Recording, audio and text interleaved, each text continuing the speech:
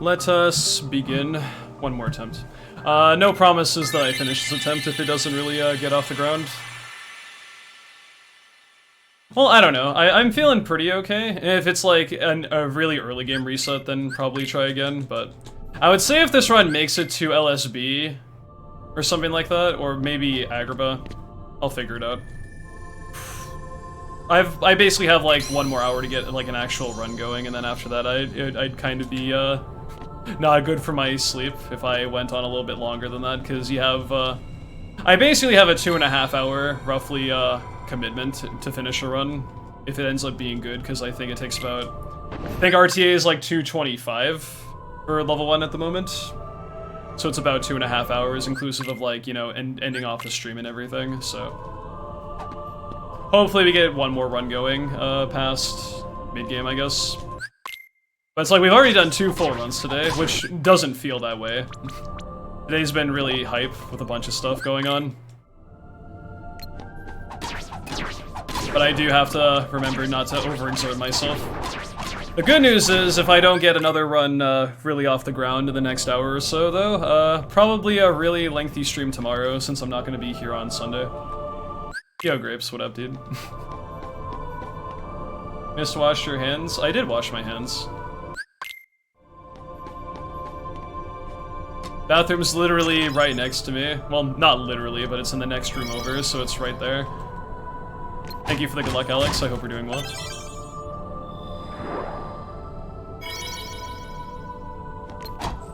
And to be honest, I probably didn't even have to use the bathroom, but I didn't want to have to wait until Hollow Bastion cutscene before my next realistic break for that, so I said fuck it, I'll just kind of go, so I don't think about it too much. Refill on hydration? Yeah, I took a swig after that attempt right there.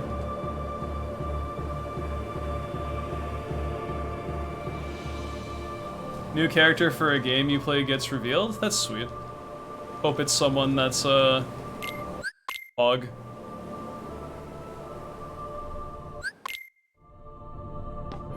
I was gonna try to do that, Bandit, but, I was too panicked with, it being Proud Mode and dying in a Gummy mission in the middle of actually trying to activate it, so I was kinda like, I didn't want to compromise one thing for another at that point. So I was just like, shit, what do I do? If it was beginner mode, that would be a different story, of course, but for Proud Mode, it's kinda like, I tab out for like 3 seconds and I'm just dead because a ship runs into me or something. It's just like, I didn't want that to happen either. So it's just an unfortunate circumstance. Cool to know that the mod actually works while you're in the middle of the Gummy, though, but ideally you don't forget to activate it before the run, so it's just all of a sudden accounted for. So I appreciate that little foresight for the future. But like I said, I don't know, maybe that run could have PB'd, minus the face death at the end, but it would have been very close either way.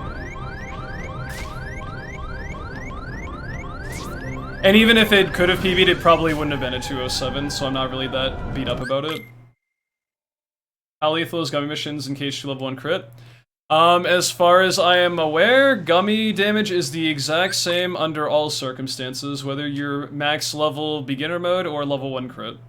I think Gummy damage, well, that is if you're using the same ship. I shouldn't say that necessarily, but your difficulty mode does not affect your Gummy damage in terms of what you take and what you deal. It's a purely separate thing in the Gummy Garage, I believe. Unless I'm missing something, but I'm pretty sure that's the case. Like, we use the same Gummy models for Gummy missions in runs that we actually do those in, like non-PC modded skipped out Gummies. And your damage taken is the exact same in all of the same Gummy missions with the same models on every difficulty. Yeah, KH1 is unique in the sense that Gummies deal more damage to you depending on your difficulty.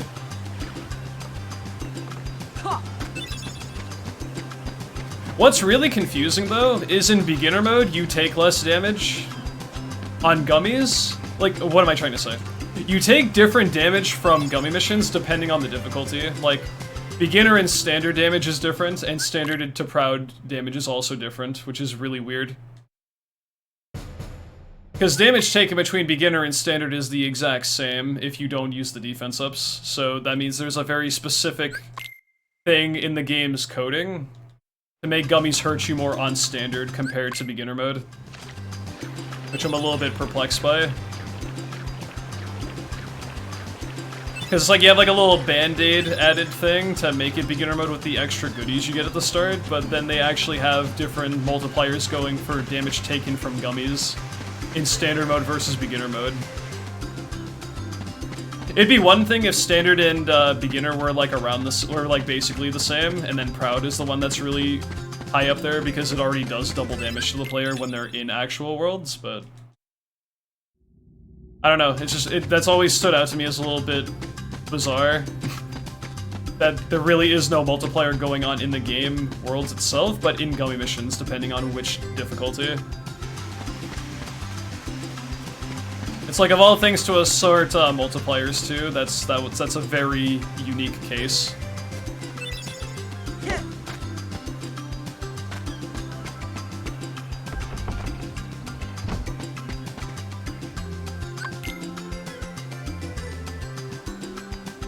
Either way. I don't recall how the deal is with Kingdom Hearts 3 gummies, because it's been a very long time since I've actually touched something that isn't critical mode with that, or analyzed damage dealt versus damage taken in gummies in that game. So I don't know how it distributes damage across difficulties in that. But in 2 it's the same as long as you're using the same models, and in KH1 it's dependent on your difficulty, but for 3 I have no idea.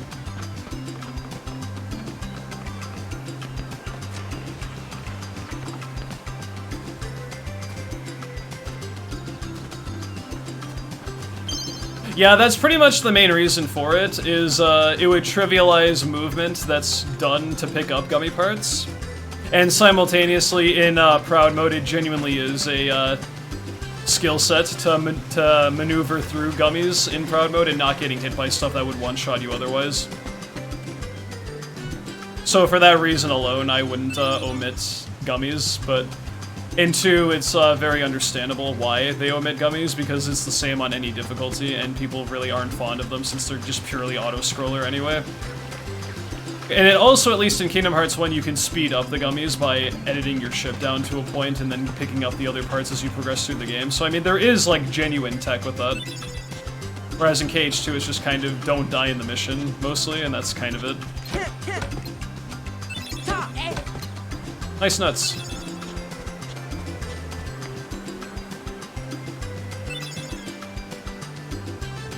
You're welcome, Sephi. Maybe that's the magic words to have Sephi break his lurk. I'll have to write this down for later.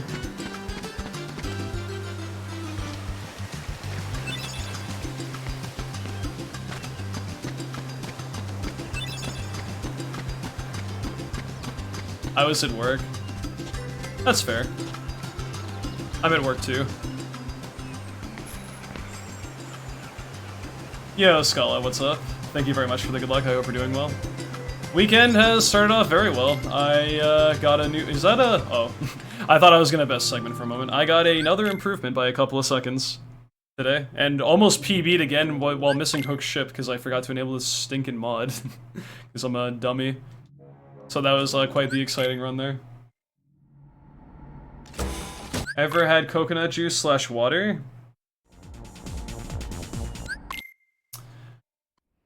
I mean, maybe on its own, no, but I've definitely worked with cans of coconut milk that I've used to make curry before, but I don't know if that really counts.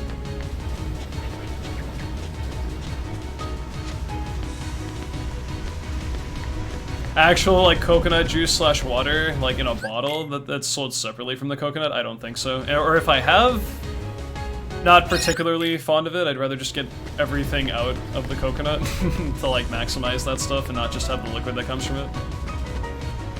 The flakes you get from coconut meat are pretty top-notch. I would definitely want that.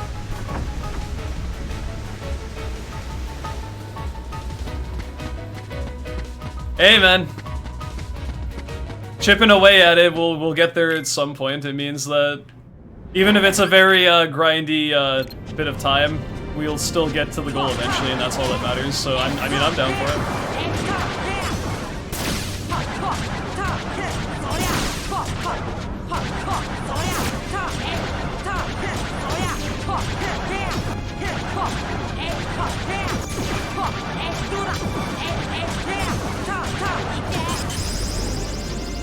Contrary to the actual subsidiary, well, I don't know why I said subsidiary, that's not the right word. Contrary to the typical thing, it's a marathon, not a sprint, is actually applicable here, because there's no rush to meet your goal time. There is a rush in the sense of, obviously, you have to beat the game fast enough to achieve your goal in the actual attempt you're doing, but as long as you're making you're like trending upwards as far as your progress with the category, it doesn't really matter that much, I feel.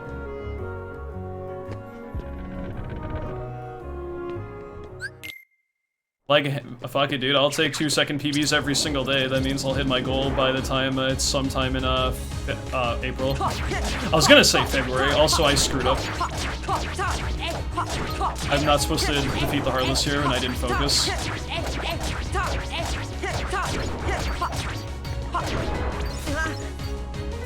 But, that actually worked out okay, all things considered. Like, I didn't do, the defeating of shadows in this room, but I think that still went, relatively fine.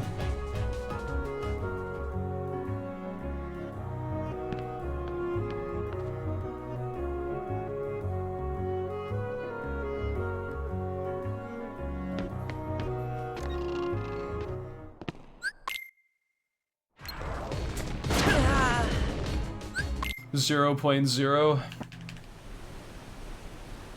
Yo, MaxFly, what's up? Sorry I missed you there.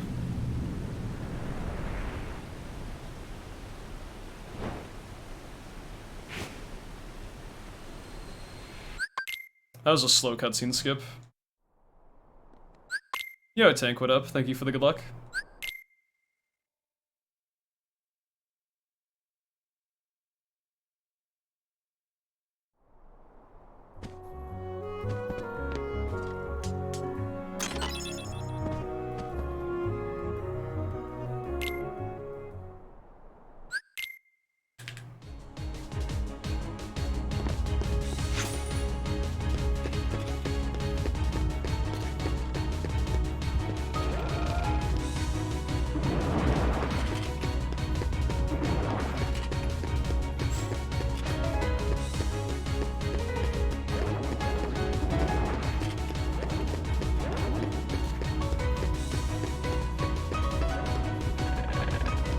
Your back just popped? Is that a good thing or a bad thing? I'm going to hopefully assume it's a good thing, and now you feel a lot less stress and/or now relieved. Is it a good thing or a bad thing? Yes. Okay. I appreciate your response.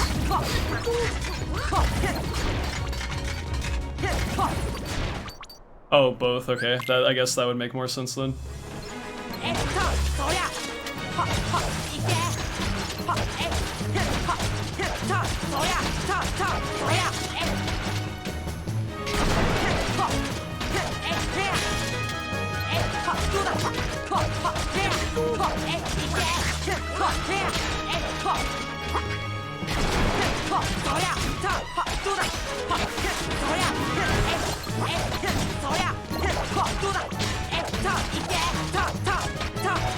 No, bad. Bad.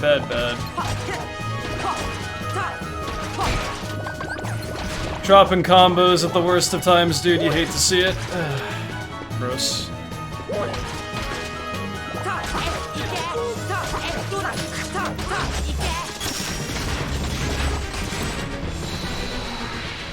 Good night, Wayward. Have a good sleepy sleep.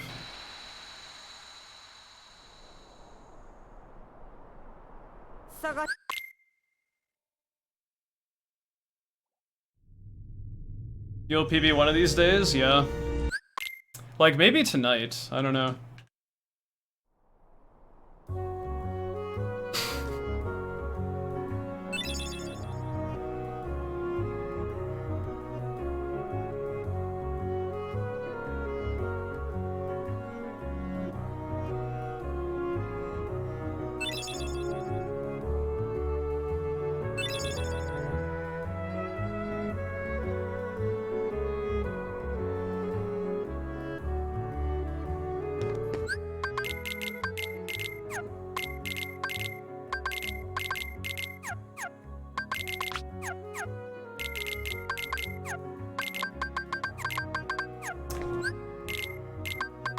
Oh my fucking god, dude. That's so sucky. I dropped like one friggin' input and had to change that. Although in theory, I might not actually have to change HP items if I was like playing like a fucking god, but that's, you might as well change that while it's in there, and maybe I should have rolled with it.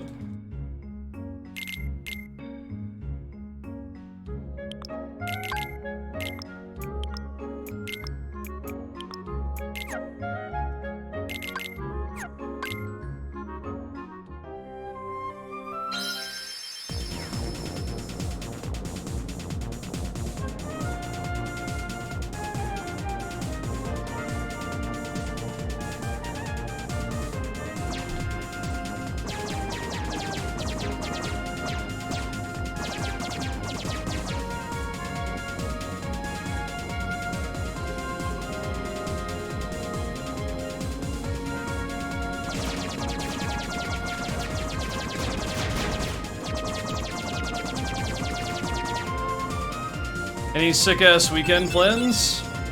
Heading up the strip mall, taking off the winter tires.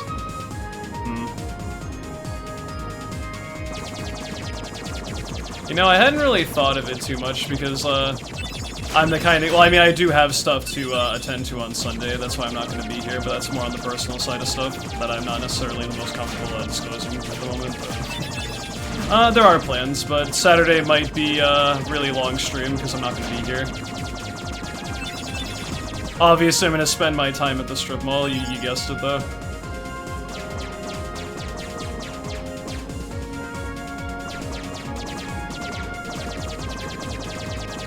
Very sensitive info that I don't want leaking to the press.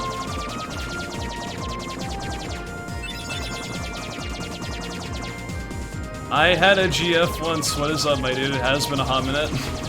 Have you been, man? Nice to see you.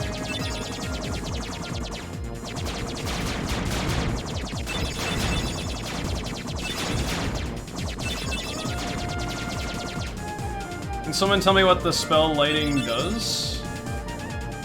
I'm not sure what you mean.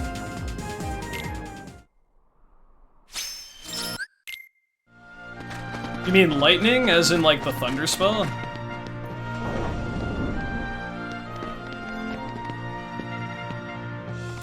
I wish I could say yes, but I have had a cavalcade of bullshit that happened in 2022, which is why I was gone for so long. Thankfully, 23 has been pretty good so far, but...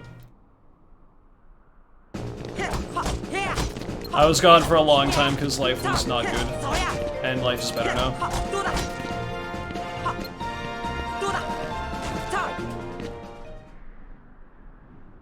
Thunder is just a generally better spell for early game. And also an important disclaimer for level 1 is we need to get a total of 8 MP by the end of the run in order to do End of the World, because we can't do Final Rest with Simba.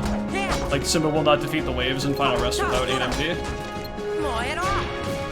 And our only reasonable choices in the run to get enough MP is to either get the Lady Luck or the Spellbinder Keyblade. And Spellbinder is a faster Keyblade to get. And to get Spellbinder, you need one of every magic spell in the game in order to obtain it, so we get Thunder here because it's the fastest way to get Thunder in order to get Spellbinder. But it also serves as a bonus, as being a nice spell to have in early game to deal with enemies.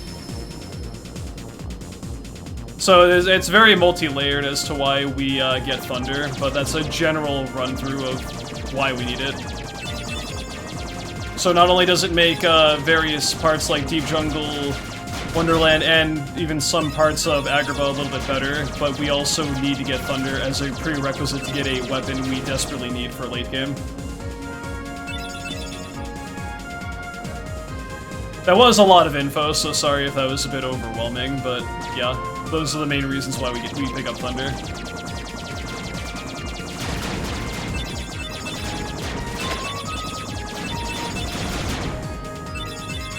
Yeah, that is true. I'm at my lowest weight I've ever been at. As a positive of being away, that's something I was able to work on once I got my stuff together toward the end of 2022.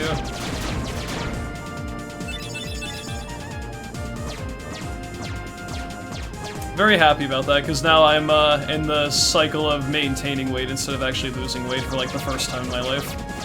Which is rather refreshing.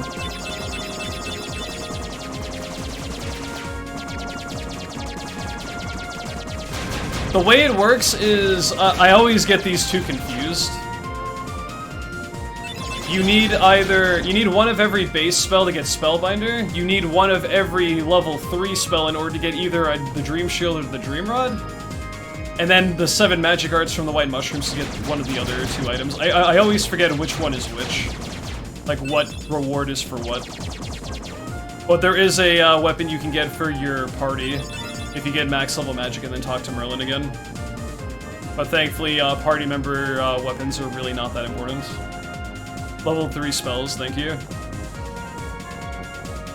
I can never remember that, just because it's a moot point by the time we get there in Plat, since we have to do all the prerequisite stuff anyway.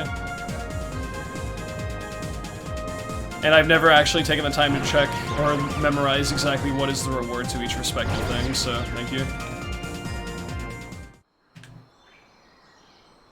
The rod being level 3 spells makes more sense.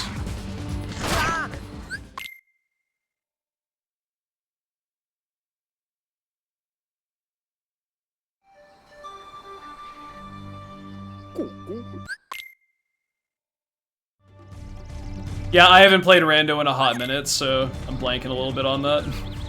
My only real reference for that at the moment is Platinum Trophy RTA, and even then I haven't ran that in so long either that those details just kind of escape me a bit. I should give KH1 Rando another go-around. It's literally been, well, you know, a year since I have tried it, and I know a lot of stuff has changed since then.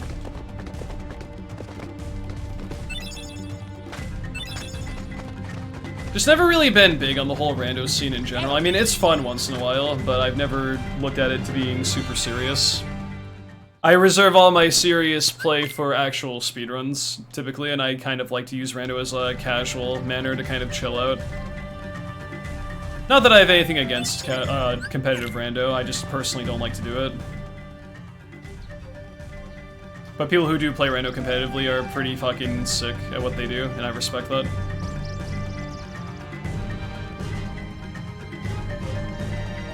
But with how hard I go with speedruns, typically, of base games, I don't want to be reminded of the optimization that goes into that when I'm playing something that isn't strictly the speedrun, so I can actually pretend that it's like a stress-free sort of environment to play the game. That's just the way that I operate, though. I know some people can do both and don't have an issue with it, and there's nothing wrong with that. I just know that if I played rando competitively, I probably would not really like it that much. Thank you, Miss Colette, for the good luck. I appreciate that. But casual rando, pretty fun.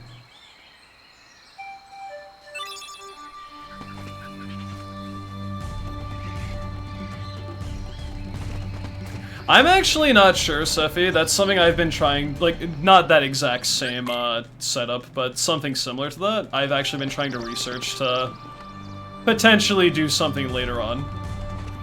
So I actually would like to know, too, if anyone would happen to have, or stagger, some kind of idea behind it. I don't even know if stagger's the right word in that context. It's okay, whatever. I'm not an English major.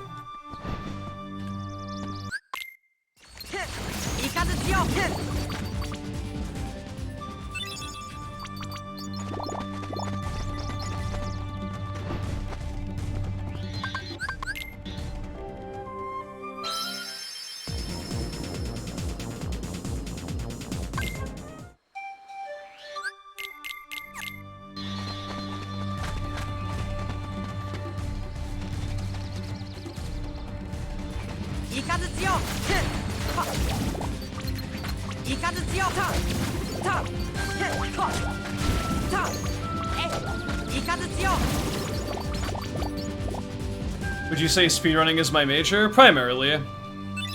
I'm not opposed to breaking to do casual stuff, like randomizers, first playthroughs of games that are on my bucket list from time to time, of course, but yeah. Primarily, speedrunning is the main thing that I do on my stream.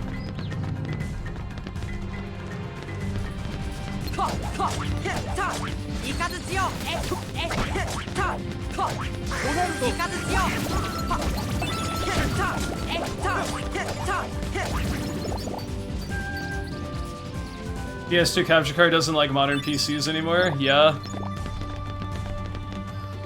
I may or may not be investing or wanting to invest in stuff for PS2s, for, you know, nothing in particular. I mean, what's on the PS2 that could possibly be of any relevance to me? I mean, I can't think of anything, you know. Just curious. Clearly, you know.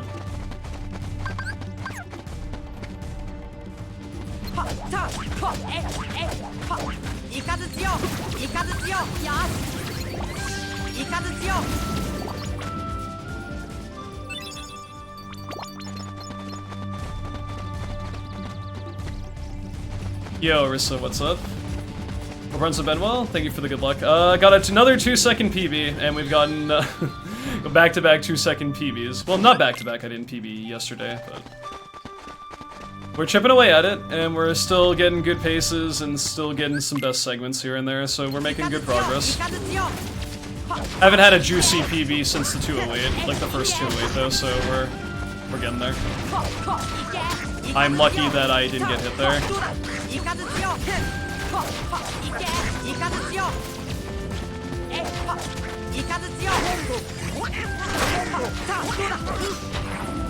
Not the best fight.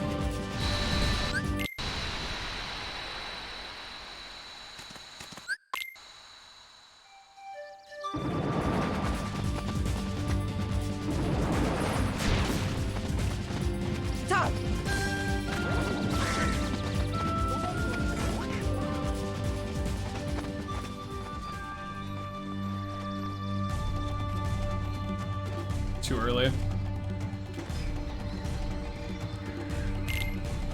It's very painful positioning for that spear, Tarzan. Can you put that away, please? I don't appreciate that very much.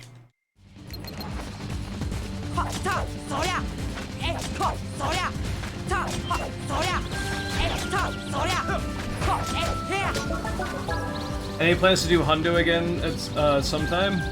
I think the only real 100% category, unless you mean like a Platinum Trophy speedrun, in which case, maybe. But I don't have that on a whim right now.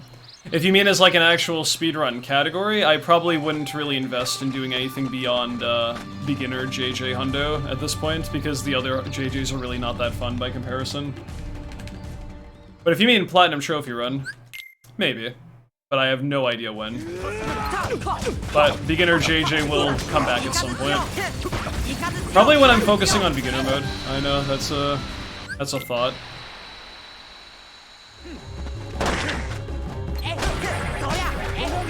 Thought I failed that for a minute.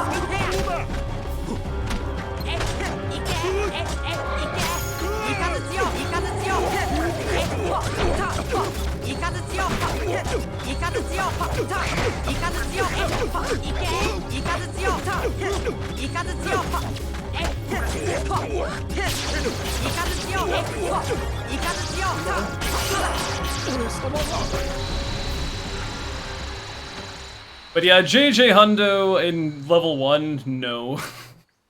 Hades Cup and on to the end is awful, and a lot of special FM Heartless are pretty terrible to deal with too. Beginner JJ, probably yes though, because I have a big mistake in my PB and I kind of left it like that.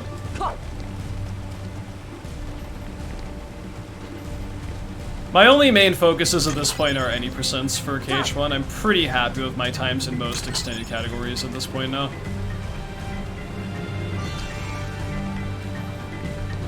Only two I'd really look into right now would be JJ Hundo for beginner and All Worlds for level 1. Otherwise, just any percent.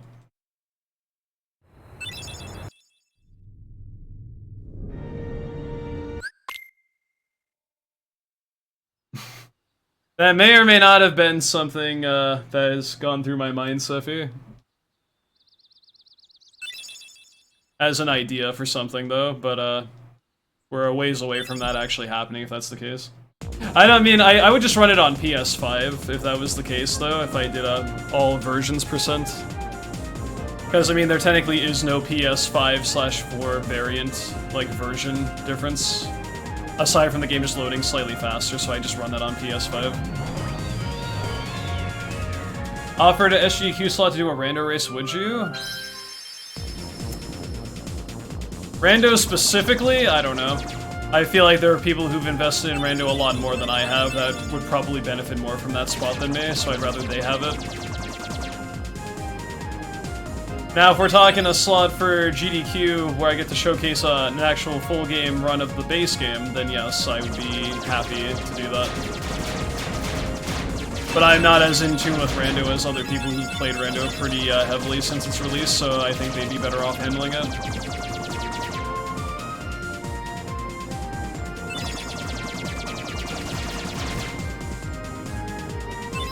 There's like certain strategies and whatnot you can do in rando that are that don't pertain to the base game, as far as having access to certain things for various worlds you normally shouldn't have access to. And I just don't really have enough experience playing rando to fully capitalize on that. Or at least with the amount of experience I currently do have, so I probably wouldn't accept it unless I got more familiar with rando.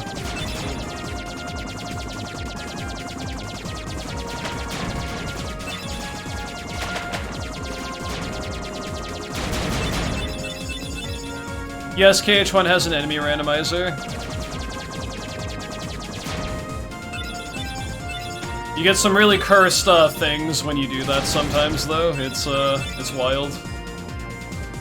You get like World of Chaos face on Destiny Islands or some shit, and it's like clipping through the fucking wall. Or just something crazy like that. Yeah, and in all fairness, KH2 rando kind of outperforms KH1 rando anyway, as far as people who, in terms of popularity. Mist cannot skip this cutscene.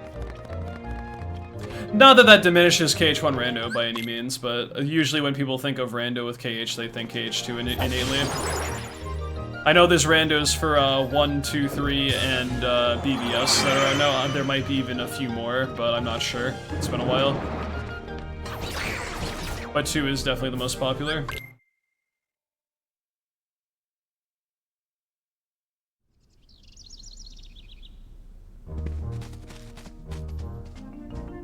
All the butt emotes in one place, dude.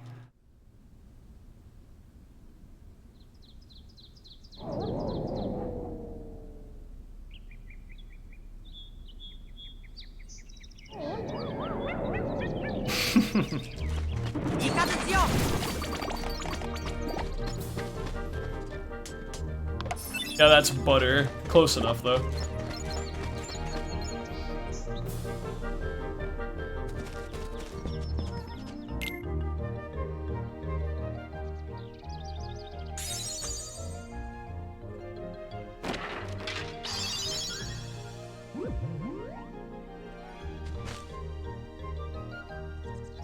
That's what I mean, that's kind of one of those things. I feel like rando is very overwhelming if you're not super familiar with it. So couple that with actually playing it in a fast-mannered way, it can be extremely, you can find yourself being extremely flustered with it. Which I'm sure if I played rando for a good bit of time, I wouldn't really feel that way, but I definitely would feel that way at the very moment if I had to like race someone in rando. I'm the type of player who likes to mess around and try to do shit. Just to see if it's like capable of being done and whatnot.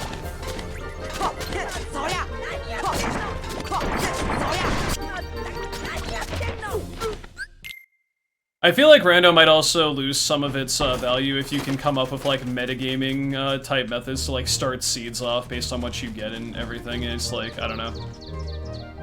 The novelty of like, even though you can go pretty much anywhere from the beginning, there's like generally good spots to check right away most of the time. And then it just kind of almost falls back into that sort of like I'm doing a speedrun all over again kind of thing. And I don't know, that's why I would want to do rando, is to get away from the speedrun specific stuff. So I just don't like to play rando super competitively. I do like to put timers on the screen just to see how long a seat takes, because I mean that's always fun info, but I never go strictly out of my way to beat a seat as quickly as possible, just to enjoy it for what it's worth. Have I ever speedrun KH? Yes.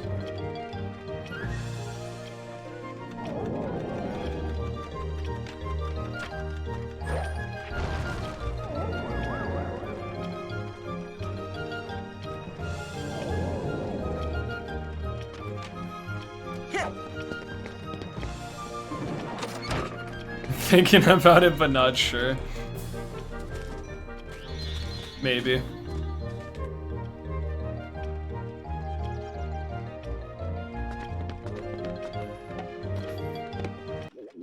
Objectively, yes, because you need fire to progress through 2 puzzle-type situations, so you cannot beat the game without using magic.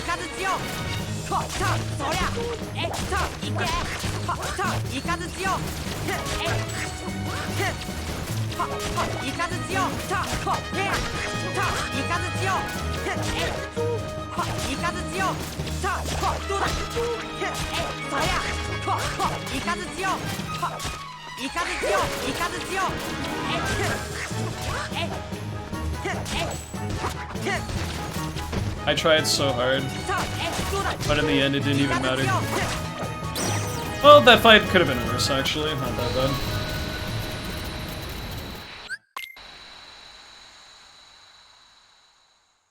Oh, have I ever ran KH3? Yes, I did back in 2019. And then I ran Data.org on PC in 2022, like early 2022, and I actually got the first 15-minute time for that, level 1 critical mode Data.org. And I'm very proud of that run. Ida is a god though, and went on to further improve the time, but still, I'm very happy to get that for KH3 Data.org.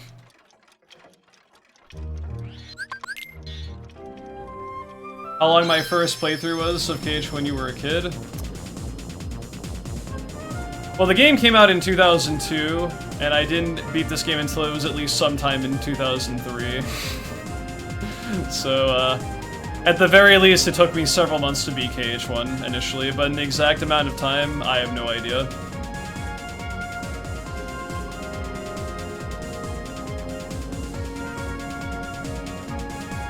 I remember one of the first games I ever beat was Wind Waker on the GameCube.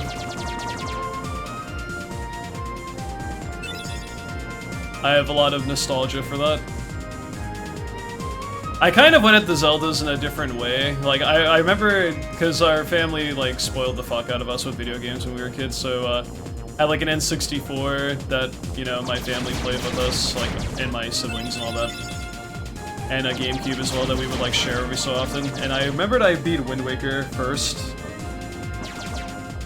before I beat the N64 Zeldas, but I did get there eventually. But yeah, I would say my first playthrough of KH1 probably took like 6 months, and I don't even know how many hours in game time.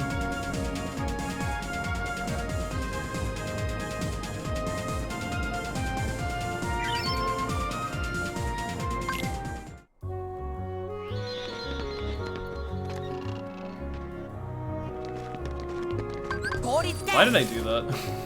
I was trying to prep that in advance and I accidentally pressed circle too many times. Well, that's kind of stupid.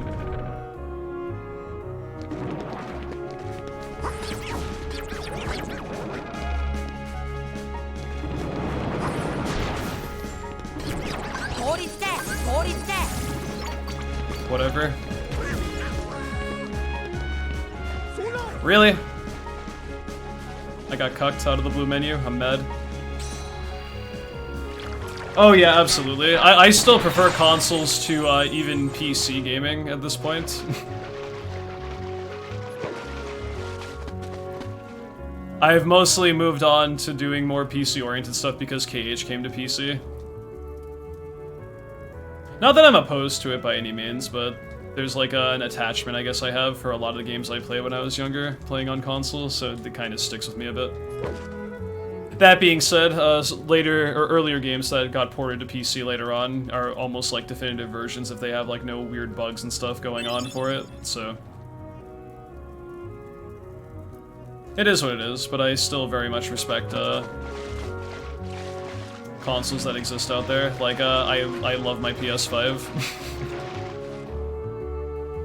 fortunate to have one of those because I think they're still kind of annoying to track down even like 2.5 years later. Maybe they haven't then. I don't know.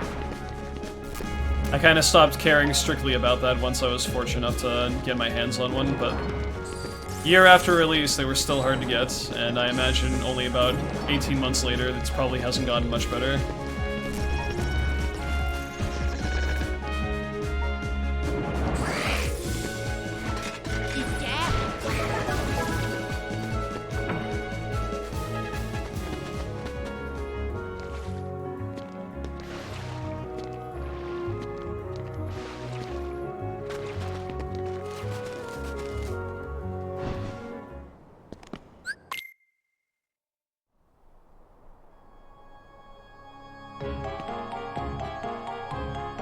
Yes, I had a DS and a 3DS. I was actually primarily a Nintendo kid. Nowadays I play whatever, like it doesn't really matter if it's Nintendo, Sony, you know, whatever other specific companies. I never really got into Xbox stuff though, because I'm just like whatever about that. But yeah, I primarily played Nintendo games growing up. PH1 and a few other things on PS2 were an exception. Did your mom call all your consoles a Nintendo? No, my mom doesn't. Well, maybe she would. My mom doesn't really play video games. My dad does, though. Or at least he used to. I think he probably falls in the same suit as that now.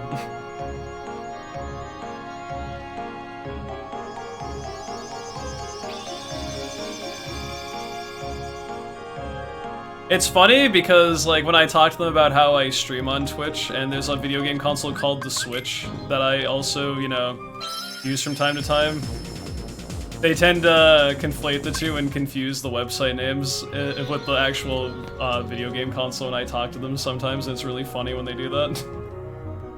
Like, they'll call the Switch, like, the Twitch, and vice versa. So I have to stifle a laugh, because they just, they keep, it's like one letter off from, you know, like two completely different things. So it gets really awkward when that happens and I talk about how shit's going with everything and whatnot. My dad is a big fan of the Metroid Prime series. When I played that growing up, we played that together, he really enjoyed that. He's a big sci-fi guy, so it was really appealing to him. Just in nature with that. Yeah, the Nintendo Switch released 6 years ago. Almost.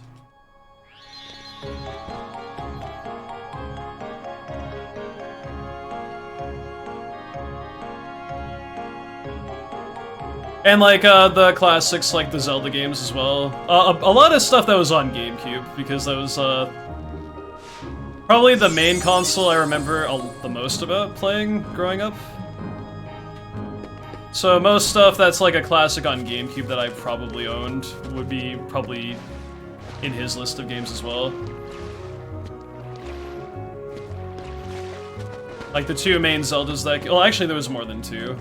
We had like Four Swords Adventures on GameCube as well, but... Yeah, that was a fun time. Like 15 years ago. Ish. Maybe even longer than that, because time goes by so fast nowadays. Oh, you don't ever have to apologize for lurking. No, you have to type right now or you get banned, because then, you know, you just continue not saying anything in chat. People be lurking, listening, while they doing other stuff, that's all G.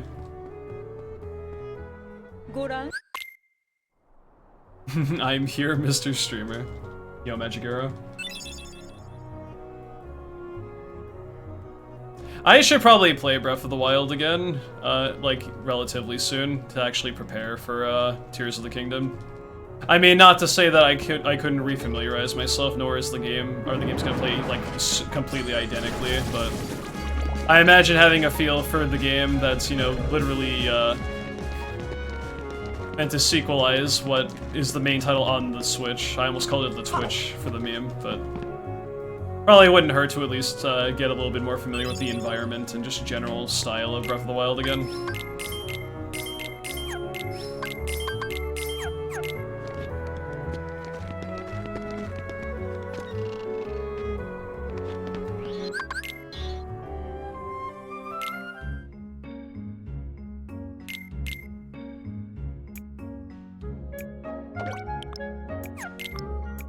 Yeah, that TT2 was not great.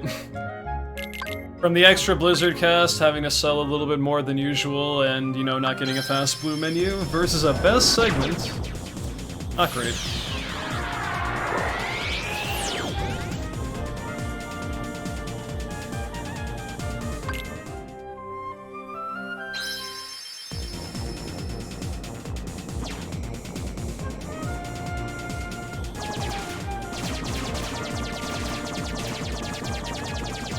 Is it weird that people have watched you while they go to the bathroom?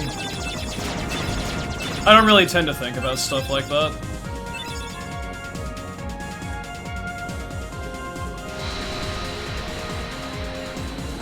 I'm sure there's a lot of things you could be doing while the stream is open that you may not want to admit that you're doing. Just because of it wouldn't really sound very good in context, but I mean, you do you, man. I'm trying very hard not to say the obvious thing, but, you know. I can't say that I'm not guilty of the same thing, having a stream on in the background and then, you know, doing something I probably shouldn't while that's there. But I usually take the liberty of at least muting the fucking thing so it doesn't conflate and being super weird on top of that.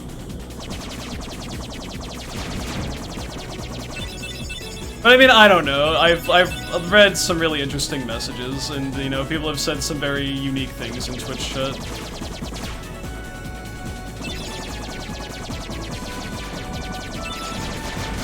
Go up to the top streamers and at them being like, I'm gonna go bang my girlfriend while listening to your stream. I hope you're okay with that. I'm just like, yo, cool, dude. That's awesome. Have fun with it. And just like just shit like that. I'm just like, okay, dude. Like. If you really are gonna do that, I mean, I can't stop you. Just, like, do whatever you want, but...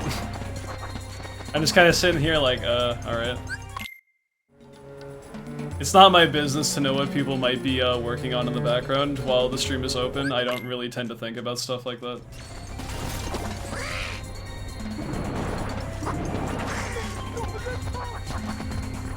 That being said, if anyone's ever done anything weird while my stream has been on in the background, I'm glad I can enhance your experience. You're welcome, I guess.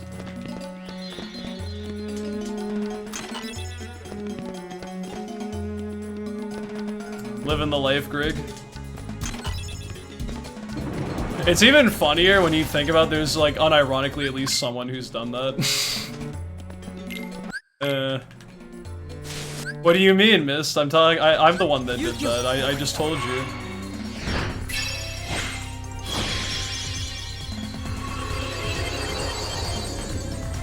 I mean, all I'm gonna say is I wouldn't be surprised because people are wild in these days. Never gonna, like, actually admit that, but I mean, I definitely will believe at least some person, or at least some group of people have done said thing while streams are on and everything, so. Once again, if, no one has to know about that, so who really cares? It's not really harming anything in the grand scheme of things, so that's fine.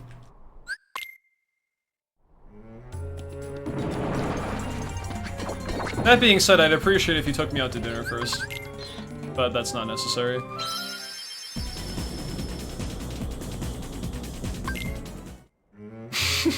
Welcome to Mistmaster After Dark. I've missed these times. This is getting a little spicy.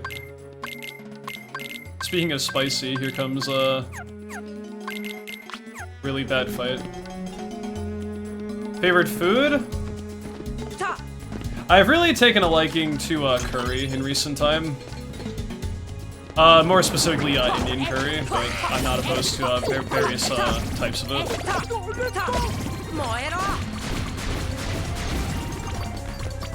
Other stuff, like, you know, I love a good burger. Pizza's good when it's done right. Not really a big fan of like that fast food style stuff, but like an actual like homemade pizza and stuff is really nice.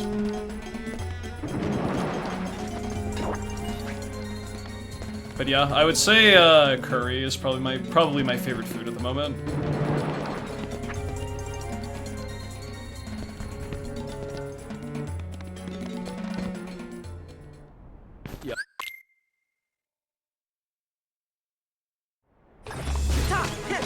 I kind of go back and forth. I don't really like to eat the same thing every single day, unless, like, I don't mind eating, like, a select few things as days progress, but, like, the same thing on a daily basis, I'm not really keen on that, but...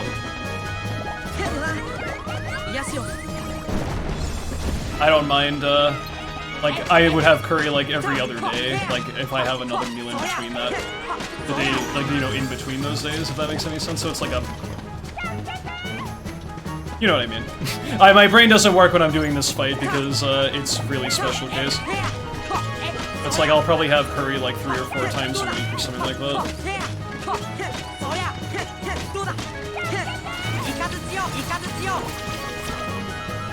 Because I usually just make a batch of it one day and then eat it over the course of the week is what I've been doing lately.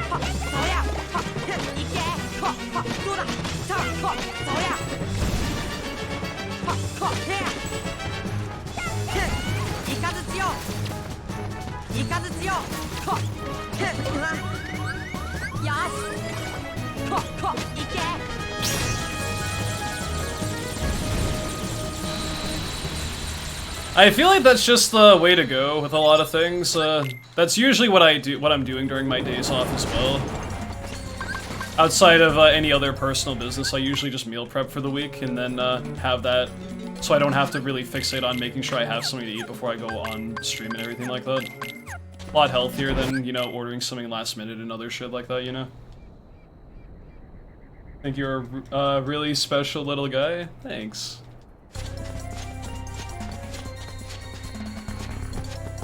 Hopefully not the pot centipede kind of special. I wouldn't think that's a compliment.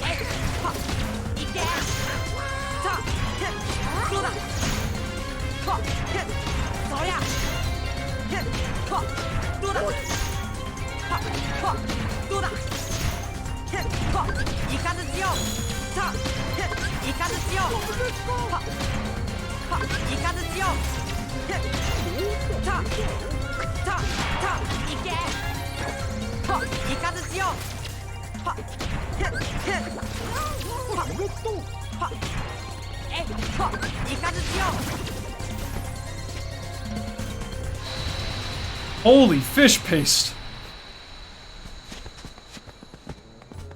It can mean whatever you want it to mean? Okay.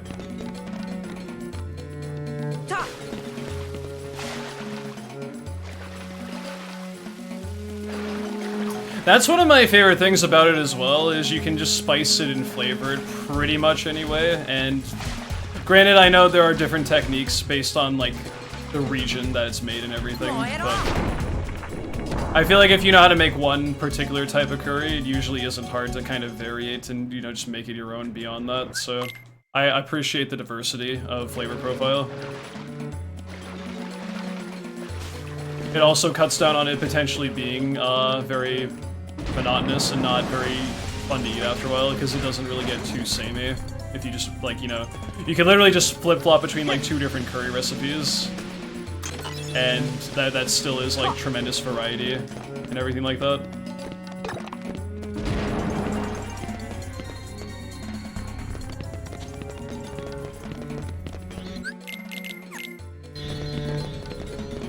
Chicken parm is pretty good. I try my best to stay away from like the greasy, sedated kind of foods though. Not that there's anything wrong with it every now and then, but I don't make a habit out of eating that for obvious reasons.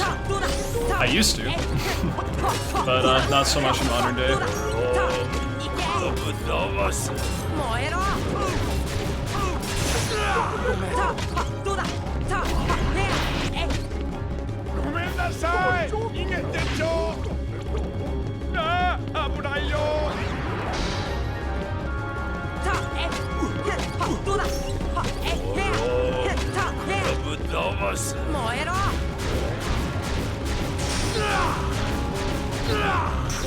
Blah.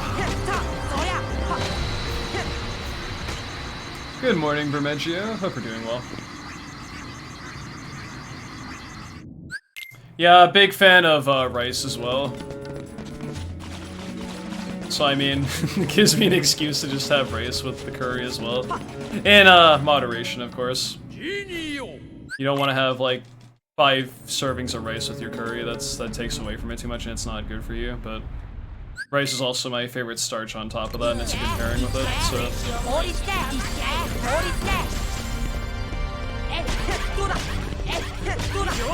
I'm not the biggest fan of potatoes, necessarily.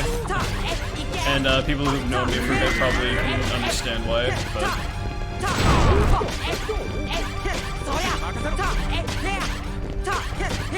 Rice is pretty top-notch.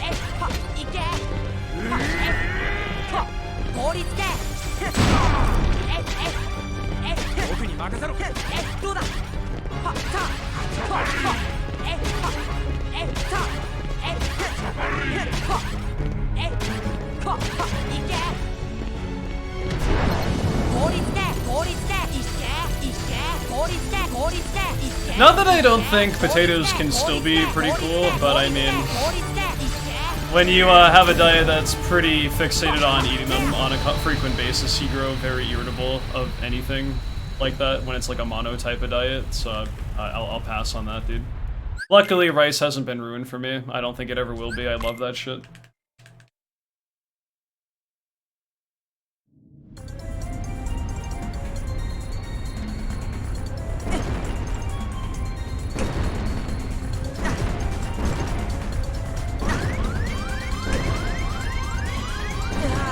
Well, I appreciate rice because of how little it costs and how much you can actually make out of that is one of the big reasons for it. Like an actual like full container of rice can last you a very long time, and it's not that expensive.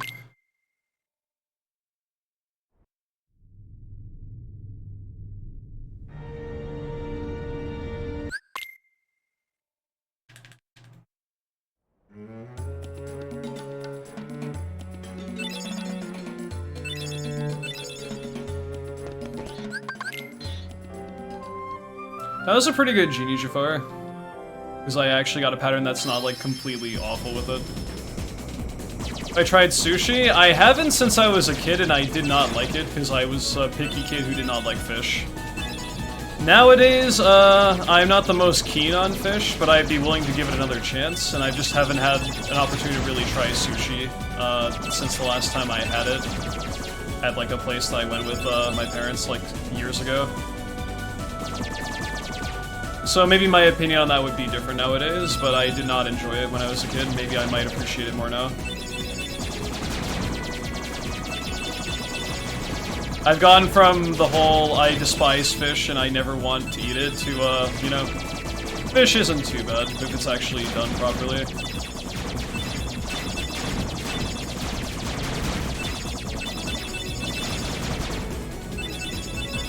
I've always been more of a chicken and beef kind of guy, though, and fish was never really that appealing to me.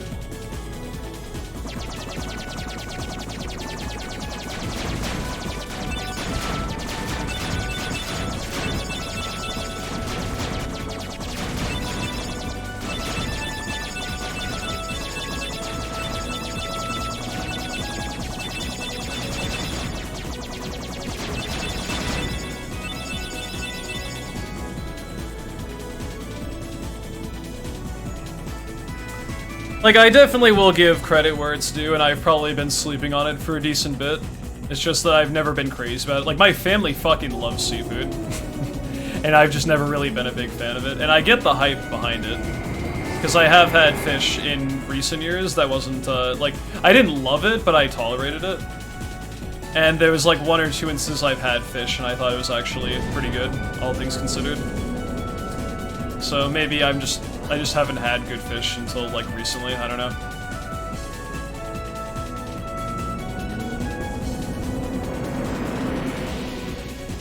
All good, Rapid, take care. Have a good sleepy sleep, thanks for watching.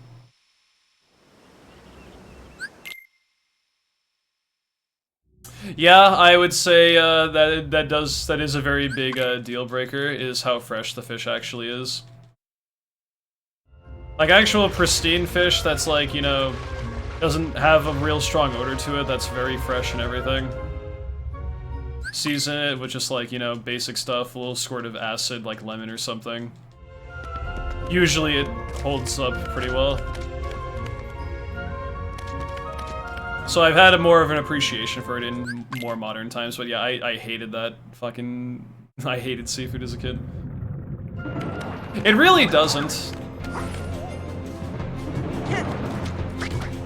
Oh, I failed the jump, you idiot. That's bad. It has, like, a lot of fish seems to have a more neutral flavor, like synonymous with chicken, although there are definitely more exotic fish out there that definitely have a specific taste to it.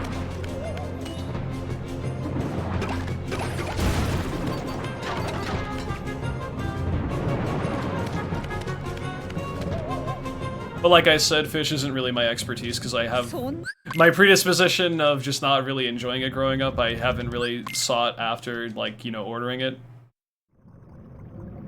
But from the bit I've had that I have enjoyed, it's pretty okay.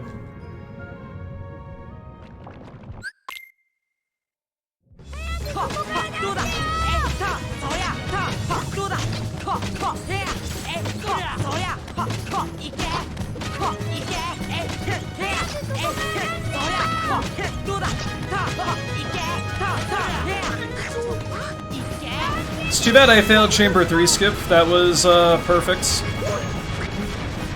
I didn't drop a single combo and my party didn't have him break out the entire time.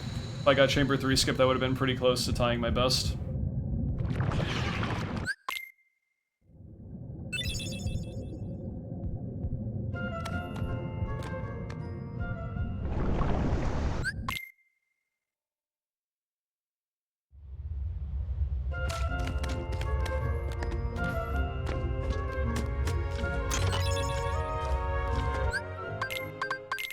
Oh my god, please. Menuing has not been very good this run. I need to kind of tighten the ship up a bit here.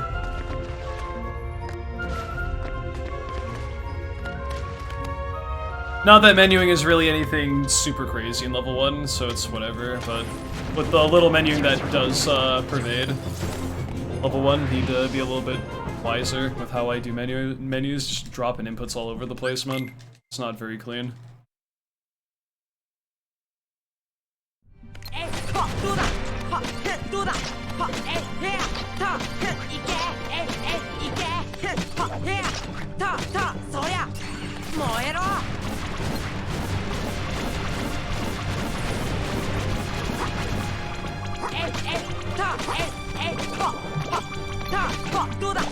Nice.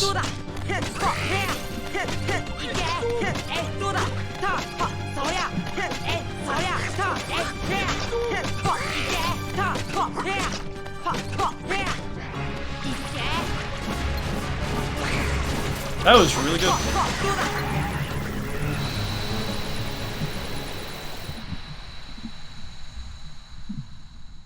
Honestly, I've had lobster as well. It's okay.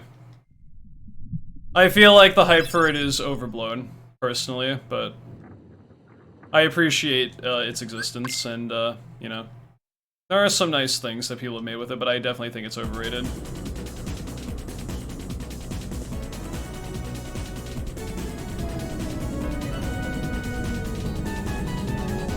I personally don't get the giant hype over lobster, per se.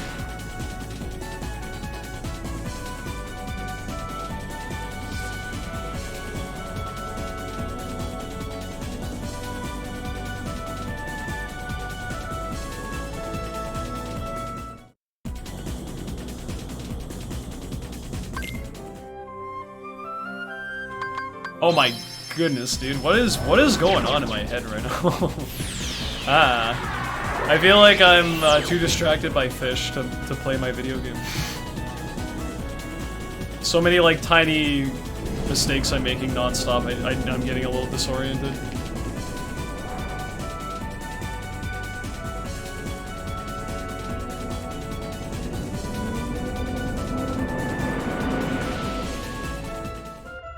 I mean, if it makes you feel any better, I am a New Englander, and I think the hype is way fucking overblown. I don't know if that really amounts to much or anything, but... Like I said, I think it's good, but I definitely think it's way the fuck overhyped. Especially, like, you know, how much people fucking charge for that shit and everything, yeah. It's like, I'll just go buy my, you know, chicken. It's a lot less expensive, and I feel like I can do more with it than what a lobster can do anyway.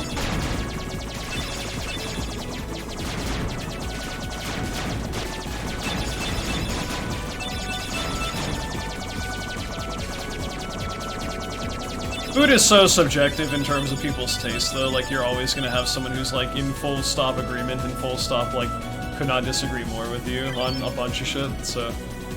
It's always a fun discussion, usually, when this gets brought up, because you have, like, everything, the spectrum of love it, hate it, and then, like, everything in the middle.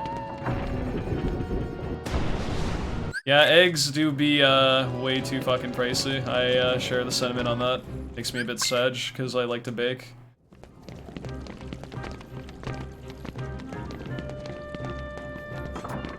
Yo, actually, Davis, what up, my dude? How have you been, man? Nice to see ya.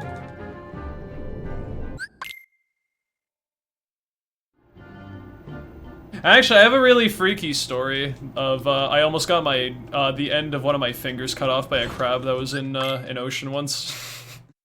I, like, fell and tripped on the shoreline, and there was, like, a pincer sticking out of it that my hand kind of landed in, and I saw the fucking claw very slowly try to ensnare my finger, and I pulled it out just in time, and I, like, got freaked the shit out of as a little kid, because I almost had to, like, go to the fucking hospital to have that shit, like, stitched back or something. So, it's very funny your comment kind of brought me back to that moment when I was, like, 8 years old. Thank you for the good luck, I appreciate that.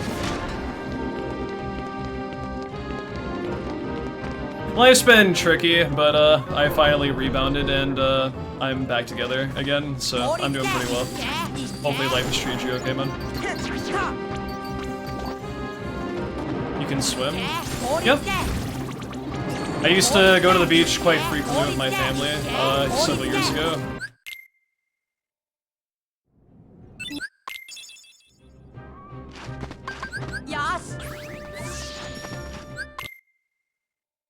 I mean, I've pretty much lived on the East Coast my entire life, so I mean, the ocean was available to us if we actually took the time to go out there.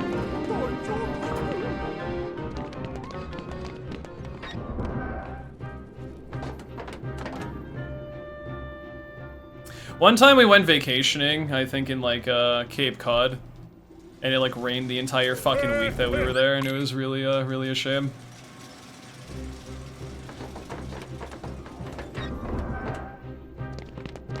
Most times we went vacationing, though, it was pretty good. I would like to see what the Pacific Coast is like someday.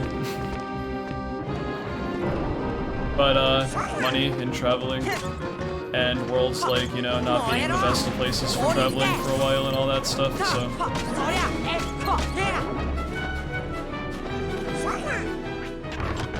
But, here's hoping that's starting to lighten up a little bit.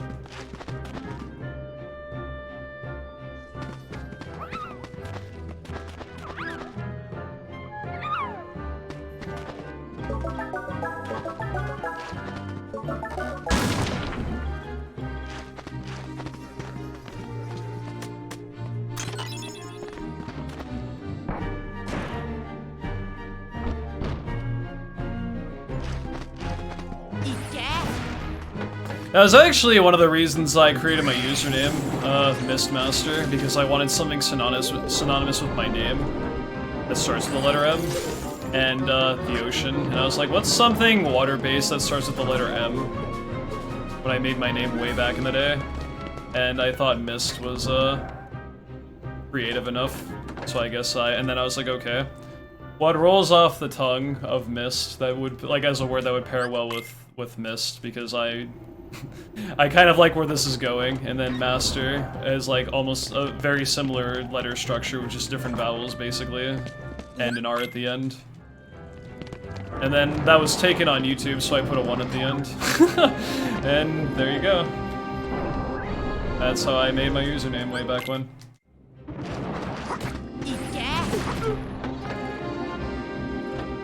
Moira!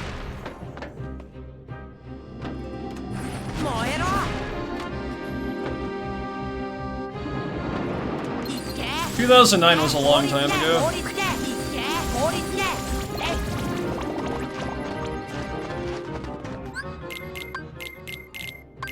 Oh my god, please.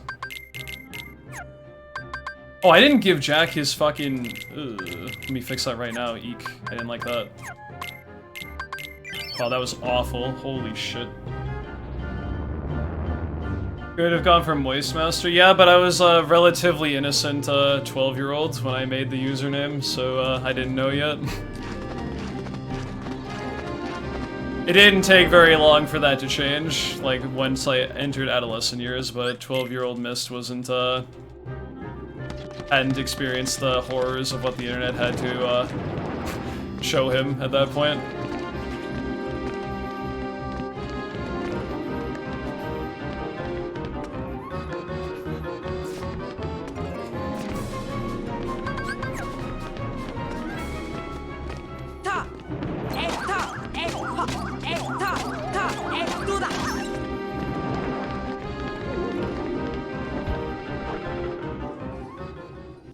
Yeah, an alliteration username based on also my real name partially, so fun how that works.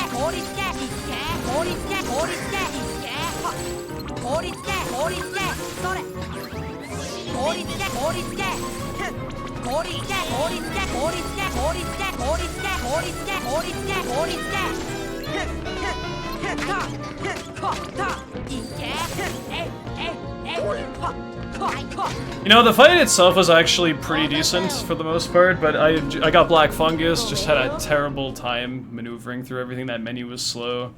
I didn't really deserve to save time there.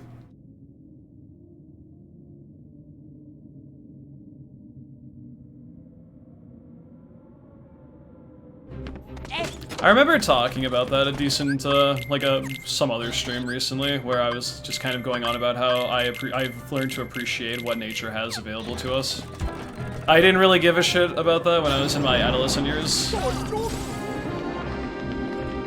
But as, someone in their mid-20s now, and even, like, from a few years earlier, like when I was going from my earlier to mid-20s. And soon to be late 20s, haha.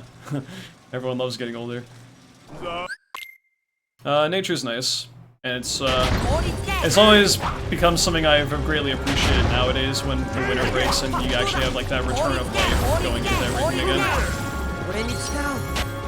Like that might sound like it's like extremely basic and everything, but there is just like a beauty to it all when you kind of go from brash winters to actual more enlightening, enthralling springtime and into summertime after that.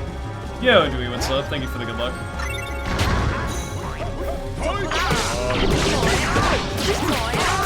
You wouldn't think a nerd who plays Japanese video game constantly would really appreciate the sunlight, let alone what nature has to offer, but... It's one of those things that kind of just makes you happy to be alive. It is the simple things, like being able to wake up and just see a nice, beautiful day one day is honestly really refreshing. Been very existential. Wait, yeah, existential today. I can relate. I feel like that's usually me most days.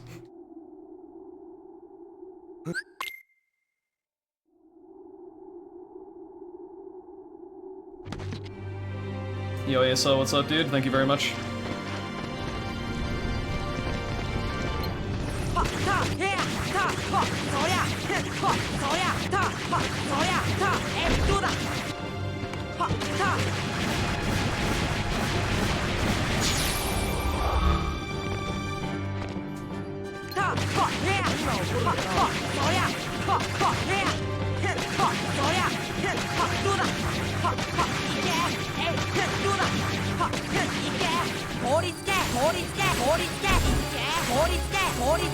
That fire, though, don't do it.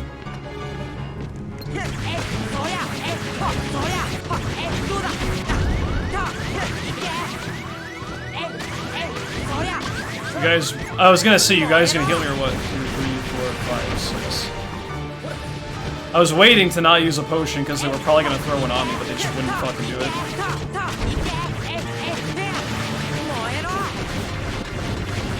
Goofy going ham on that fucking blob, dude, my goodness.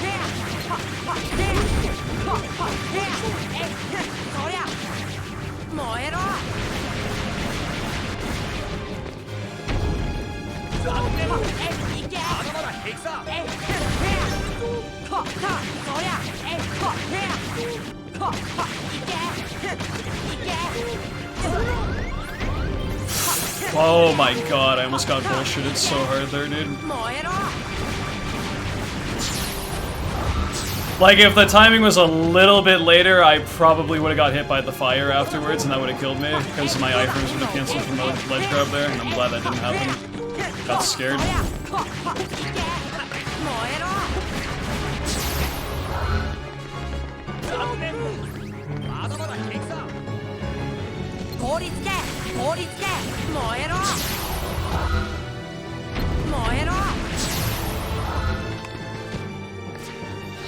Just got home from work and got 10 tacos. Let's go. Taco time, boys. Yeah, LSB split was rough. Oogie fights were good. You could hang out with one Heartless, who would you kick it back with? Definitely, well, actually, maybe it's not definitely if I have to think about it. Can I cheat and say Ansem? I feel like that's a cop-out answer.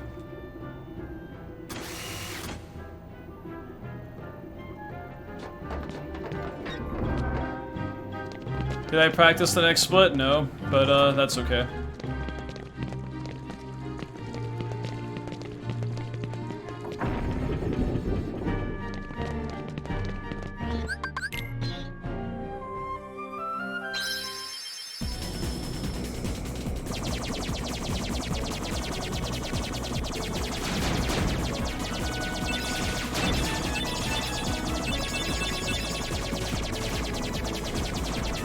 Nah, I've never lived in New York. I've been several places over the course of my life, but I've primarily lived in New England, just hopping around various places. New York isn't a bad guess, but I mean, there's still like several other things to pick apart from.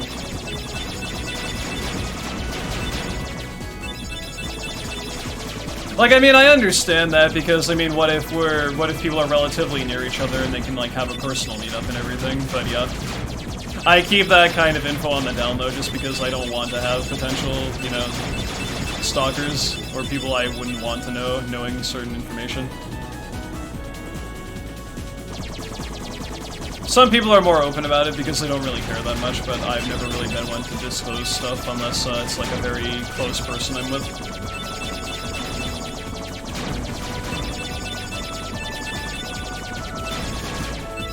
I don't think, actually, that might be a lie. I might have been to New York once. I'm trying to think back. And if it was, that was a really long time ago when I was, like, really young. But no, I don't really have any memories surrounding it. Yo, Hercules, what up, my dude? I hope we're doing well.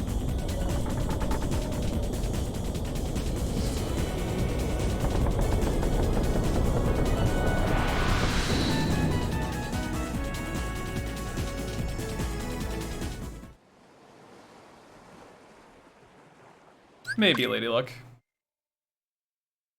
Mist went to retire at the keys and get away from Twitch chat. I can never truly leave you guys. Not for good, anyway. It's a big reason why I'm still, well...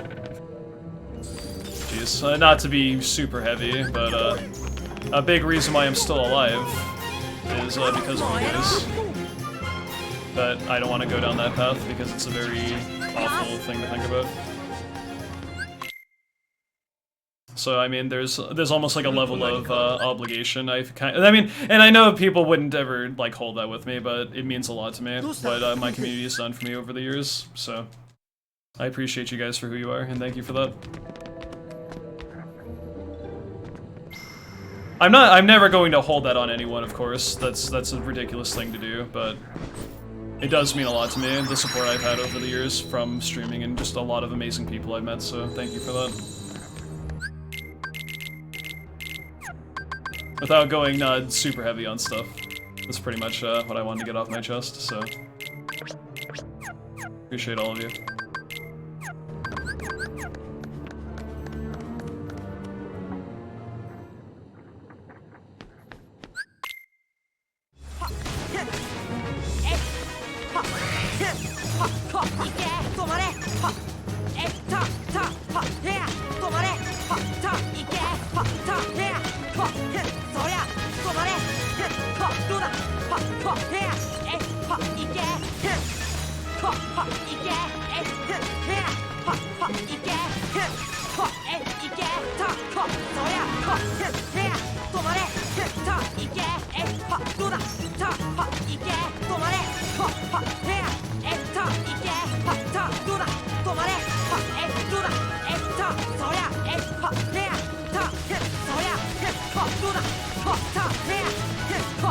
Nice, dude.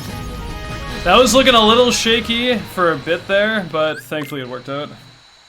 I was worried Donald was gonna come around the corner and fuck the fight up because of how he was like in the middle of the doorway instead of toward the corner, and that kind of freaked me, but worked out fine.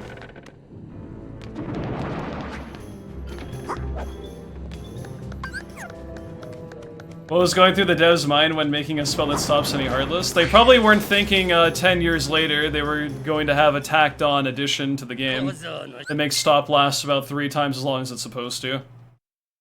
And that is a byproduct of them adding that in the remaster.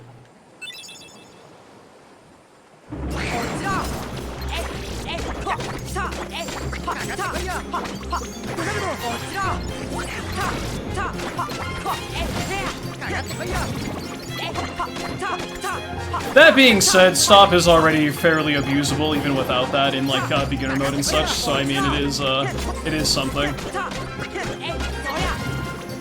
Why are you all the way on the second deck, my guy?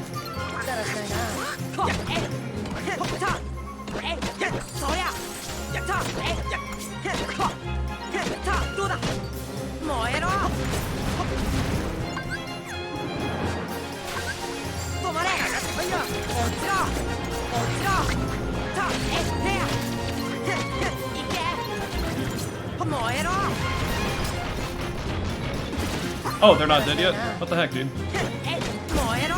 You guys, he had like no health left and you just abandoned him at the last second? Come on, Peter. I thought you finished him off. Still pretty good, though. That's been a thing that's now with the PC version that has a loader mover automatically a part of, well, not automatically a part of, but that you can add as a add-on to live split if you're playing on PC. It didn't always used to do that for console runs, but on PC, the timer stops between loads for equal competition for people who run on PC, because everyone's build is different. Whereas the same piece of hardware is usually, or the hardware on consoles are usually pretty consistent, so it's in real time.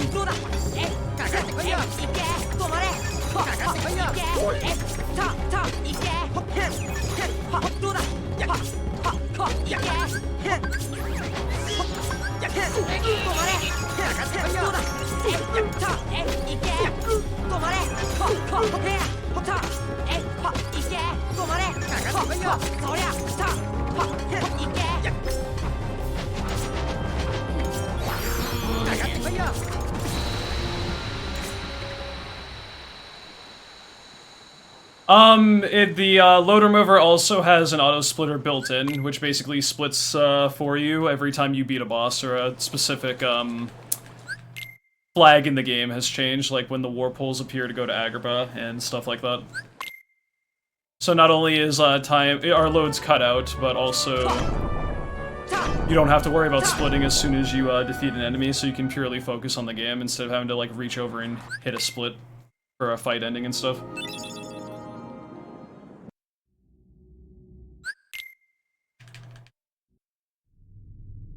Yo, Thumpy, what up, man? I know it has been a minute. I was gone for pretty much the entirety of 22, and I just came back about a week ago. Because life is much better now. Yes, I'm 175 pounds, which is the lightest I've ever been. I was around 200 last I was here, and got a lot of stuff back together. So, things are good. Things are very good.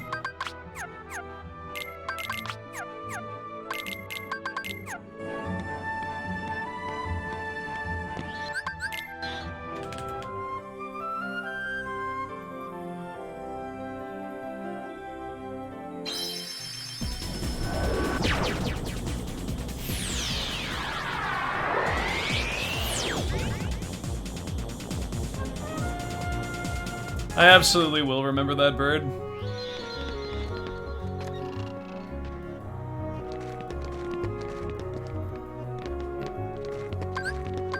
It's really interesting how I hotkey Blizzard twice, going into the same general area in Traverse Town in both visits here.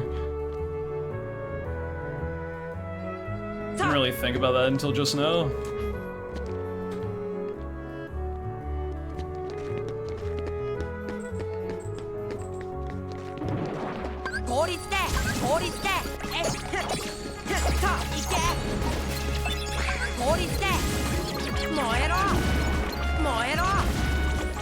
Nice ether drop.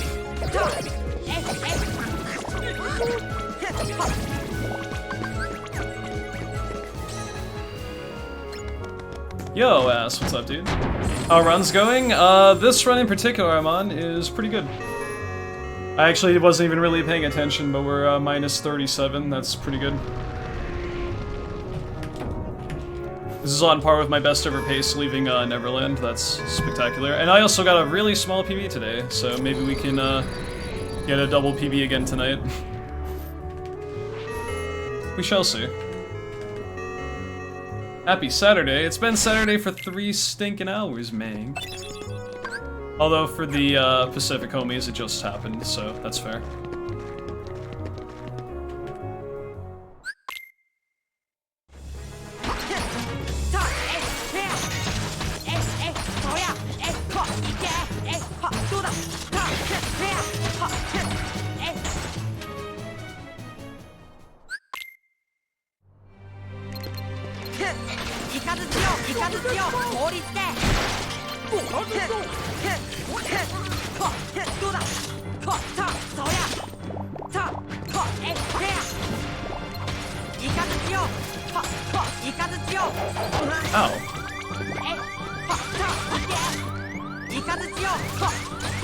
Oh, doesn't want to heal me, huh? Okay, cool.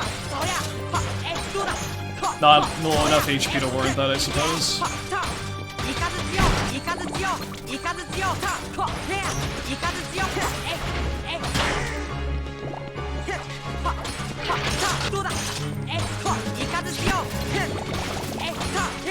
That actually may have been beneficial how that happened, because him forming together with his hand to do the cannon thing prevented me from having to sit through another cycle of him, what's it called? When you break a limb, he like flails and you have to wait until the animation ends, and that actually was kind of... that worked in my favor. Because I skipped that and I could just go right after Oppo, right after the limb broke there.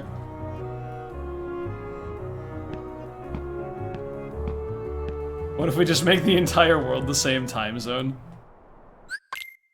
You know, I thought of, like, that idea did cross my mind before, actually, where it's just like, can you imagine it being like 3 in the morning? Except in one area, it's like the middle of fucking day, and in one part, it's like pitch black at night. But, like, it's still like that time in that area. Like, it's the same time everywhere, but like, that's just like what that time of day reflects to that geographical part of the world. I just like, how weird would that be? Like, everything abides by the same time, but it's like, it's just a completely different time of day. As far as, like, where the sun and moon are and shit. Depending on where you are geographically. It's weird to think about.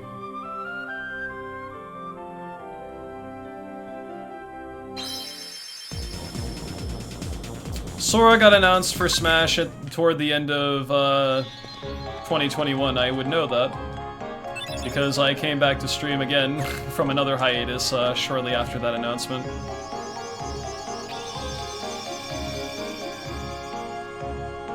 Gonna break that habit. I'm gonna have more hiatuses going for me than Hunter x Hunter manga. I don't want to beat that record.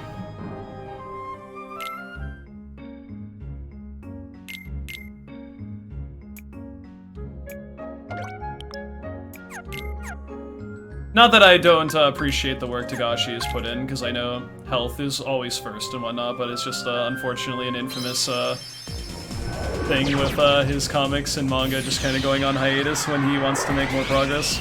Because like before my hiatus, like the recent one, that was like started to like produce more stuff again. I think maybe a little bit was done with it, and then it went on hiatus again, like not too long afterwards.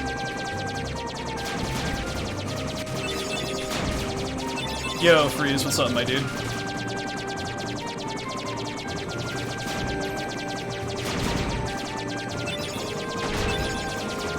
Nice to see you too, I hope you've been well.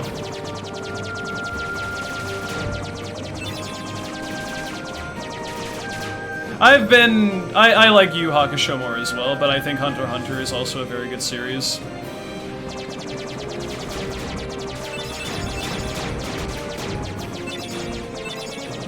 I would say Yu Yu Hakusho a little bit more for the nostalgia's sake, because I watched it when I was younger. Like, I actually watched the whole series as a teen. And then I watched Hunter x Hunter after the fact, so I have like a stronger attachment to that, but I think Hunter x Hunter is still very good.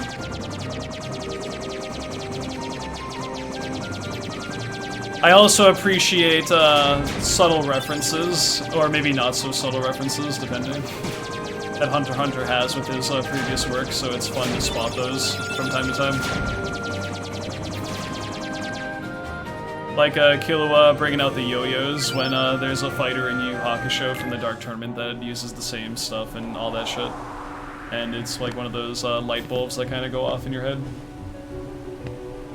It is my favorite anime, and I will agree that it is the greatest of all time. But I can very much respect other people's opinions on various other anime that they think is the best, because there's a lot of good choices out there.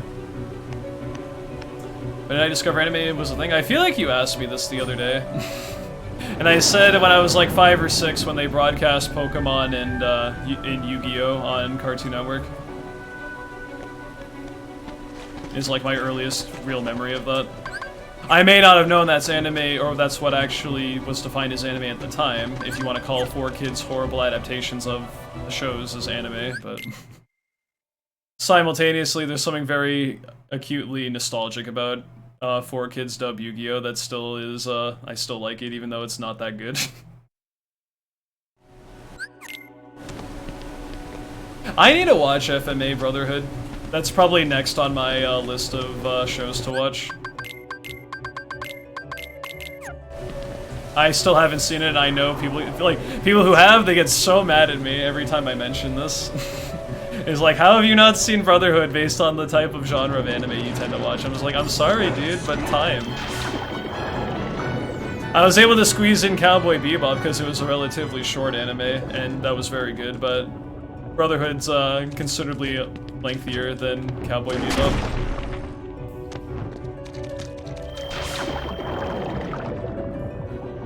But Brotherhood is definitely on my list of shows to eventually watch, because I've heard nothing but good things about it.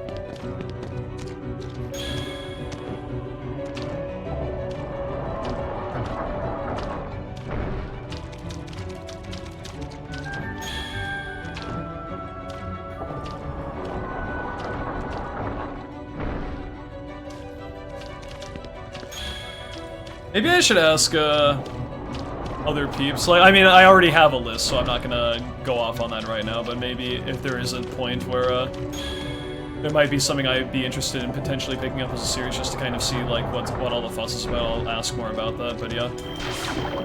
The big ones I hear about that I haven't seen is FMA Brotherhood and Attack on Titan, but Attack on Titan doesn't really interest me that much. FMA does, but I just haven't had time to really look at it.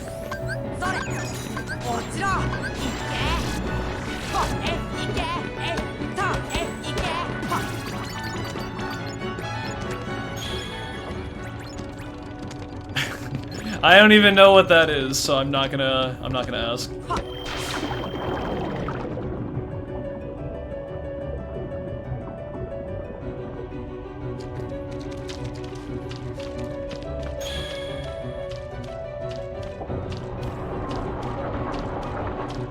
Oh, okay. I think that's pretty much all I need to know. Yeah, I'll pass on that. I didn't play P5R that way, and it's because that's not interesting to me. I remembered, I watched back one of my, like, last few, I think the last VOD of my P5R playthrough, and I was like, I wonder what happens if you romance multiple girls and you get to this point, and I found out by looking it up, and it's rather hilarious. So I'm very glad I did not do that in my first playthrough.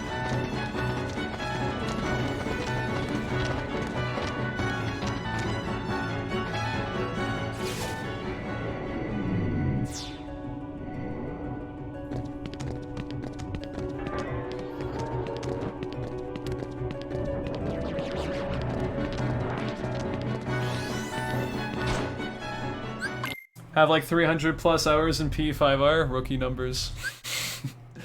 I may or may not have made saves for something in the future regarding P5R, but don't tell anyone I said that. I mean, to be fair, I've only played through that game like what? Only, like, implying you've played it more than once because of the time sync. I think I played through it twice, like, actually fully length, but...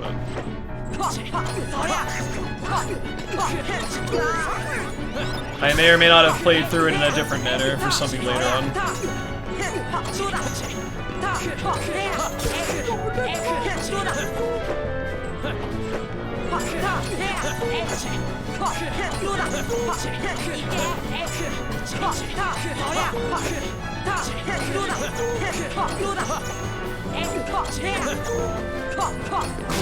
That was really good. Oh, that's excluding OG P5? Okay, fair enough. I have lost this battle of time sync. Now, if you want to compare that to the amount of hours I've speedrun KH1, a perfectly fair comparison. Anyway. I digress. But yeah, well worth the time investment. P5 is fantastic. Would recommend, but it is very lengthy.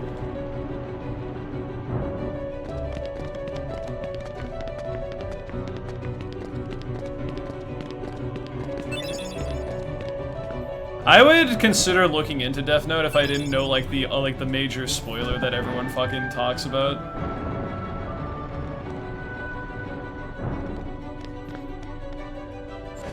So it's just like, I feel like that would kind of ruin it for me, because any like kind of build up with you-know-who just kind of is like, whatever. I mean, maybe not, maybe it is worth the investment even if you do know that, but still, it's just kind of like, eh. Yeah, I never played vanilla P5, so I can't relate to that. But yeah, I have heard P5R is like significantly easier than P5. Have I watched Inuyasha? I remembered catching blips of it on, it was either Toonami or Adult Swim when I was like an adolescent or something around that time, or like, I say adolescent, but you know, I was like asleep, getting ready for school the next day, and definitely not watching shows my parents probably wouldn't have wanted me to watch when I was like 10 or something. Probably Adult Swim, yeah. You know how it is, man. But aside from a few blips here and there, I don't really recall much. Like, I haven't seen an episode of that shit in a really long time. I like don't even remember like any of the characters' names.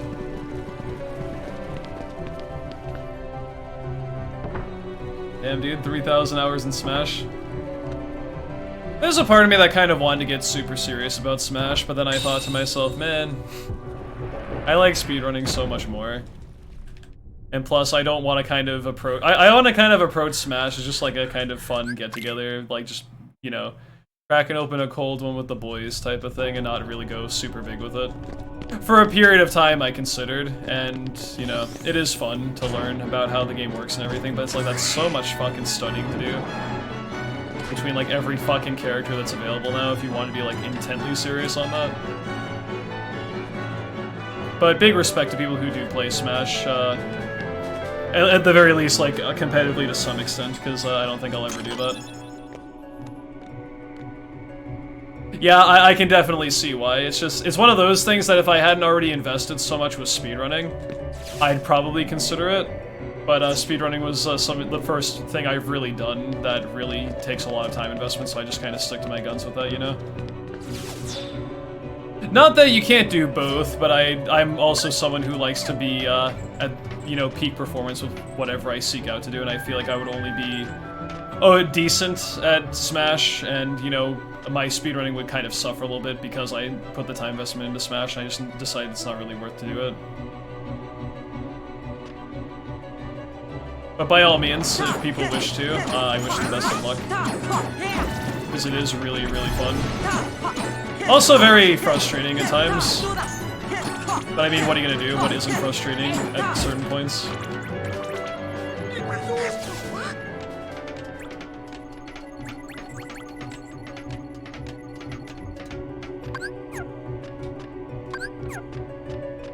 That's what I mean. Yeah, exactly. Like, I know there's a good amount of speedrunners who also play Smash and they're fairly good at it too, but if it's something I really wanted to get invested in, I feel like I'd have to put speedrunning on like a back burner, which I'd rather not do. That was a fun time though. We did I Play as Sora the entire stream in a Smash community games with people in chat when he came out, and that was a pretty fun time. Maybe I should do that again at some point.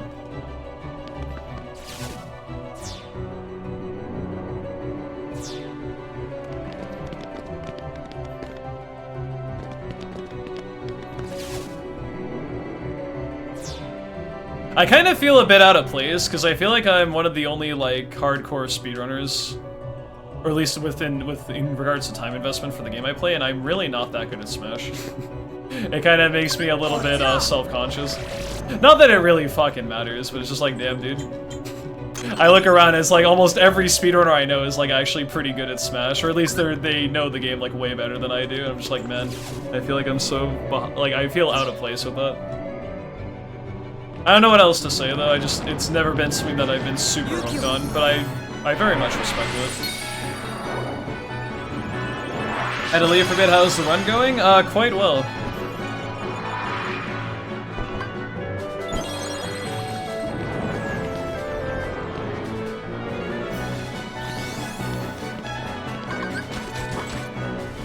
But I don't really want to think about it too much, because then I might psych myself out. But yes, this run is very good.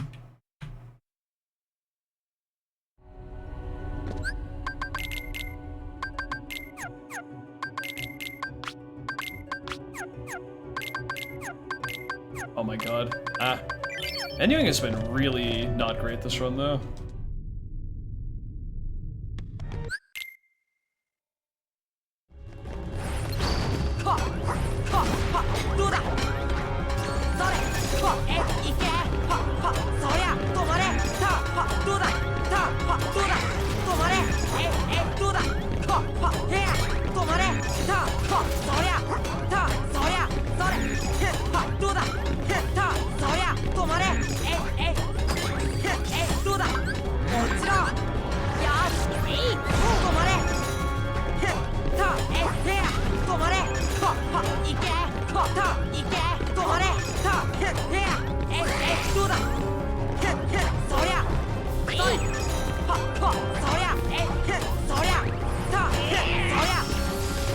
Kinda screwed that up a little bit because I dropped one of my combos, but we still got away with it. It's fine.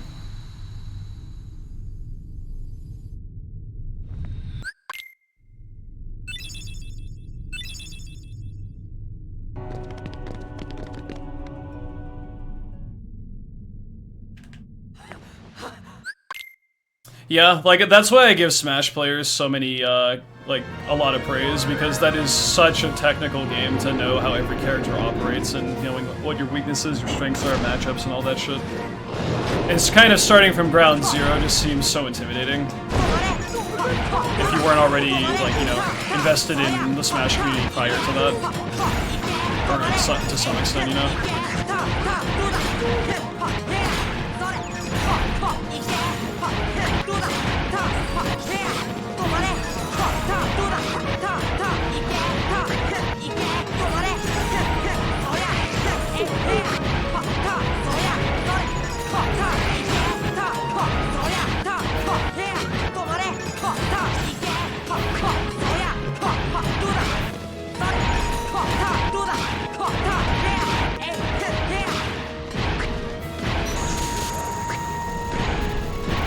I certainly feel like I could have enough determination and motivation if I really put myself in there to try to learn everything, but I don't know, I would just...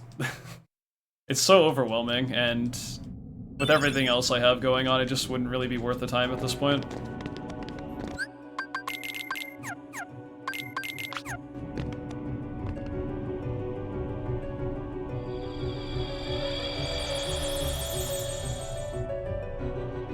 So instead, I kind of treat it like I would normally treat Rando in a lot of games, like a lot of other games I would be interested in. It's just kind of keep it a casual thing. I know how basic stuff works in Smash, and if you actually do play the game pretty frequently, then you'll probably kick my ass, but that's okay.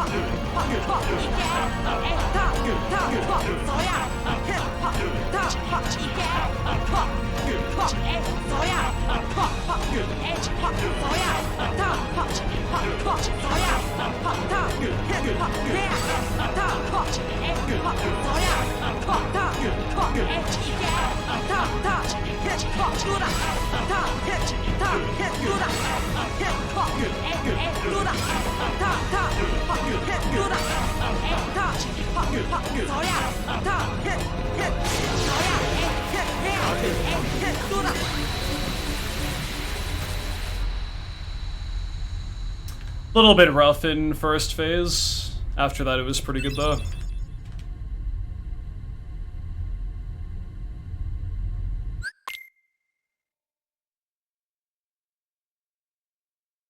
Am I good at Mario Kart or Splatoon? Not really. I'm not really, like, the ironic thing is I'm not really that competitive outside of speedrunning, I would say. I'm a much bigger fan of, like, doing co-op stuff or, relays kind of player instead of, PvP type stuff. Which is weird because, speedrunning is very, competitive when you're literally competing against other people when it comes to leaderboards and other stuff, but there's also a sense of challenging yourself when you're speedrunning that is very appealing to me, and I think that's why I like it, like, quite a bit, is I always view myself as, like, trying to be the best I can be in a lot of things.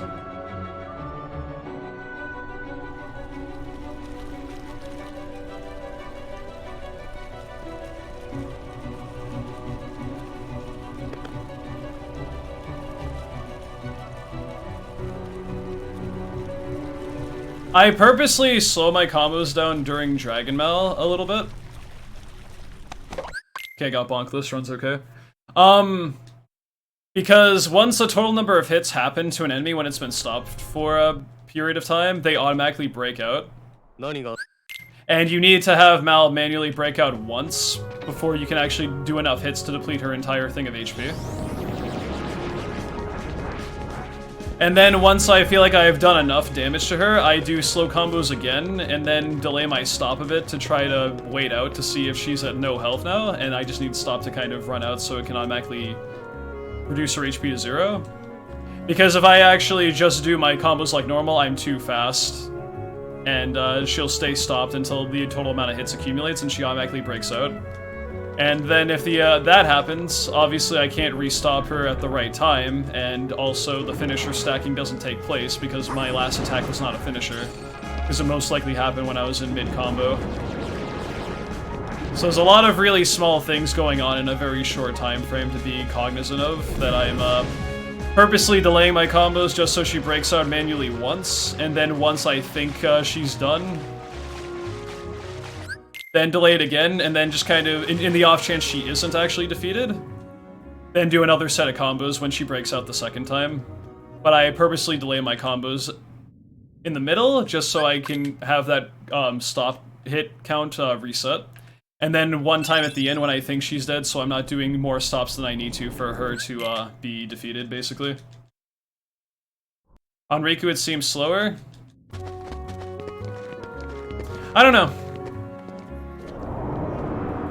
I try my best to position myself specific ways when I'm fighting him, because there is a tendency he has to hit you out of your counter, or your finisher, with his counterattack.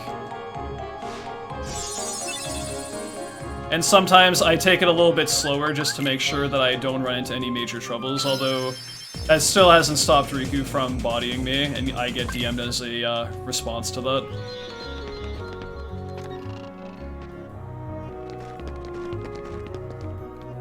I also did combos a little bit slow because, not gonna lie, I was kind of getting a little bit intimidated based on how the fight was going, so I kind of played it a bit safer. But you have to be especially careful when you're comboing him against a corner because he won't move and Sora will, and there's some weird collision detection that happens where Sora doesn't quite go as far as he should when he does his finishers and whatnot, and you can get hit by the finisher or the counterattack from Riku if you get owned, so it's a little obnoxious.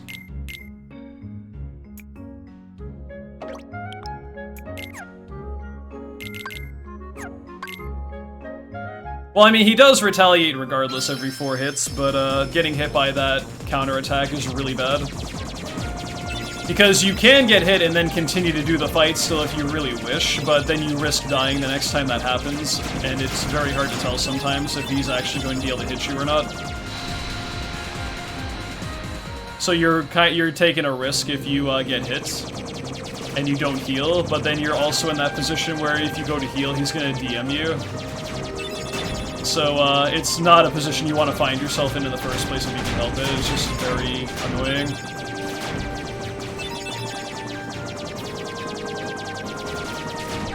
Because I'll tell you, unless I'm just on a run where I don't care what happens, I am absolutely taking the time to heal if I get hit out of the loop. And if that happens, unfortunately, towards the end of the fight, well then, I lose even more time, because I have to sit through the desperation move, and it's really obnoxious.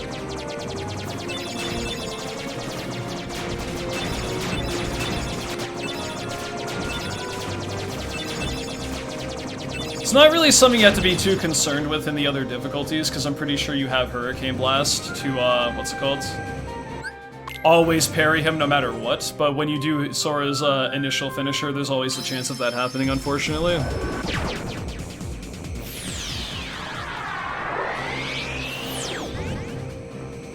Level 1 has a couple of things that are really cool about it, but also simultaneously kind of annoying that other difficulties or categories don't have to worry about, and that's one of those small instances there.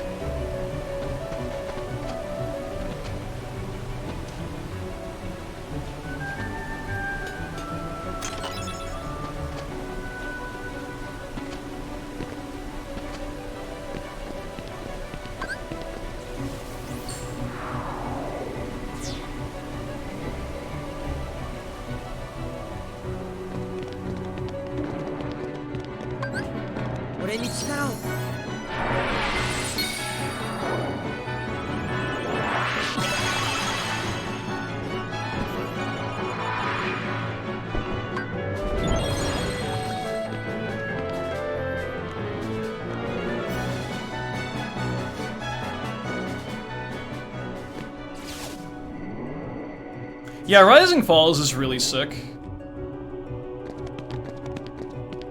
Just like the literal oxymoron of both in name and in how the actual room is designed. It's very befitting for the series in a way.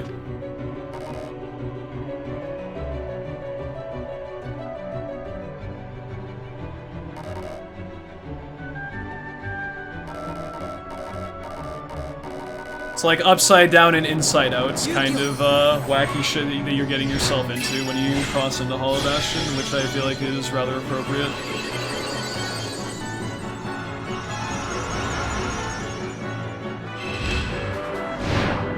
This is the one? Maybe. Have to wait and see.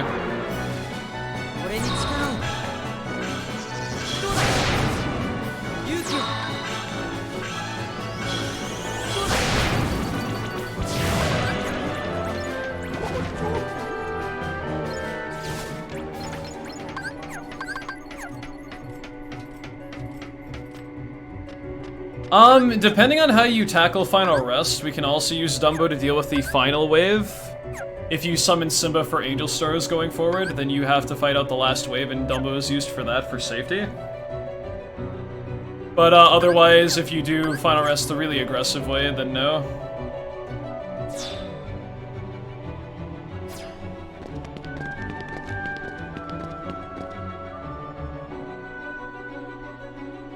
Dumbo in general is only used for movement in Hollow Bastion in most categories, but level 1 any percent, or just level 1 in general, has a few exceptions to that rule.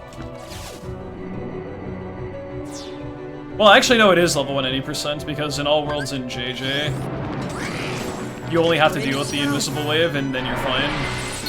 Because, actually no. Never mind, in the ideal run doesn't get Source Cheer in all worlds. It used to, but not anymore. So actually, no, you would still have to put up with that.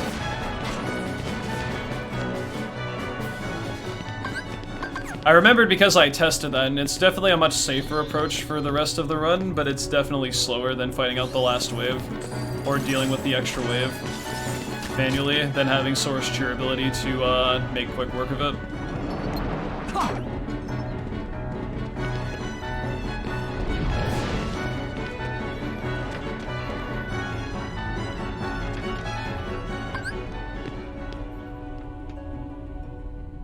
Yes, in JJ that's fine, and you also don't need Source Cheer for that, I'm pretty sure. Maybe you do. Might be thinking of something else. But 10 MP, you would only need 9 MP plus 2 cheers, or like a combination of what would be 11 MP to be able to use Simba from Angel Star Wave to the end. But we only get 10 in any percent, so we have to, you know, fight out one wave extra manually.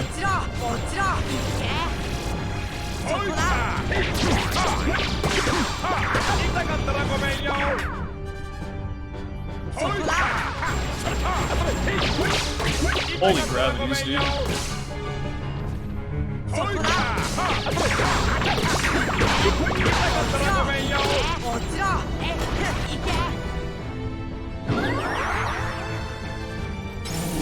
Yes, we get Shiva Belt in JJ.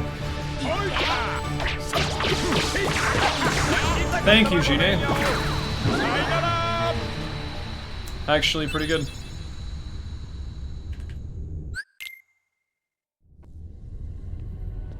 Most terrifying Heartless to fight as a kid?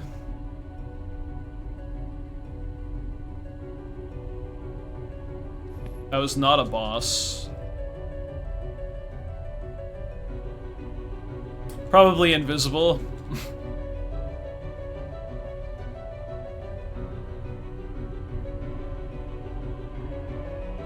They practically are a boss. They're like a mini-boss with how many they throw your way.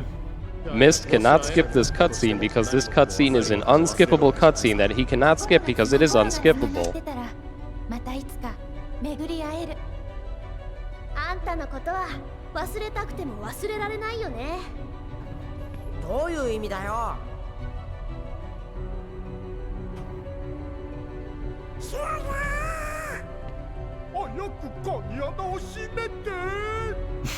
Wonder if you can skip this cutscene.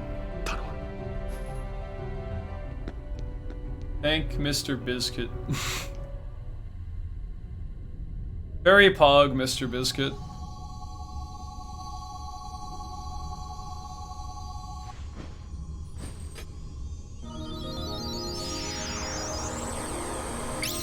Yeah, skill issue, just like a hook ship.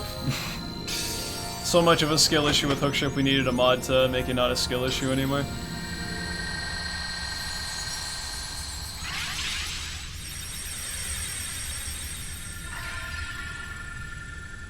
Well, this is my best run up to End of the World, so that's pretty sweet. Anything can still happen, so we'll have to wait it out.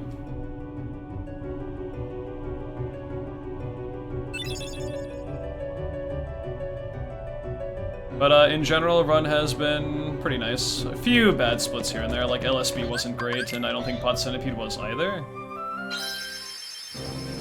Hook could have been better, just to name a few of them. Most splits have been fairly good, though. That's why I'm a minute ahead right now. But definitely not a perfect run, but a pretty good run.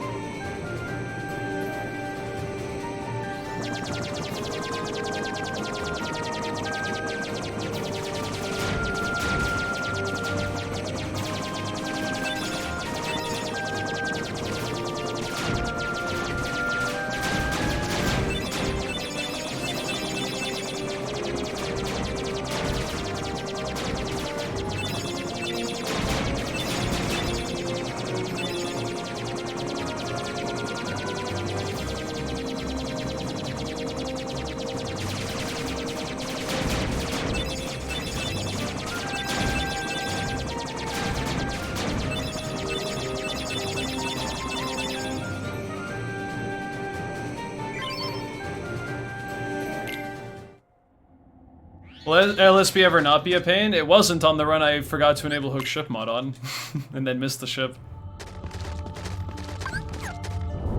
But as a universal thing, no, it'll always be a big problem for level up, 180% likely. Maybe not. Maybe some stuff will be found, but I'd be surprised.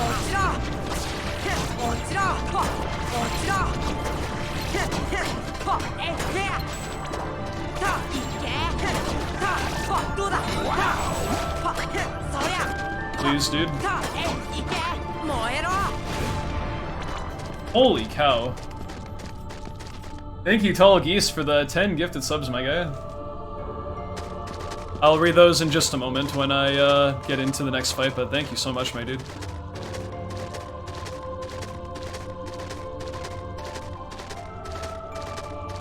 To Goatman Ford, Petra Gaming, Prince Shadow, Hibbltran, Receival 33, probably Resevil.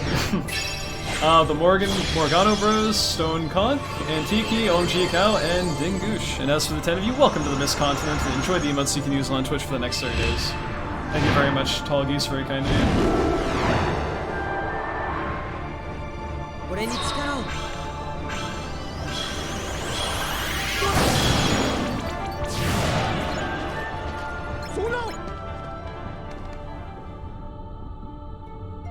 Yuzora is a really, really hard fight, but it's so good.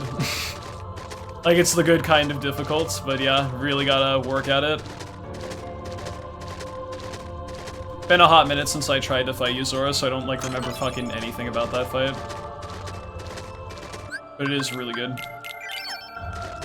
Oh, I guess with the webcam toggle as well? I got you, fam, in just a moment.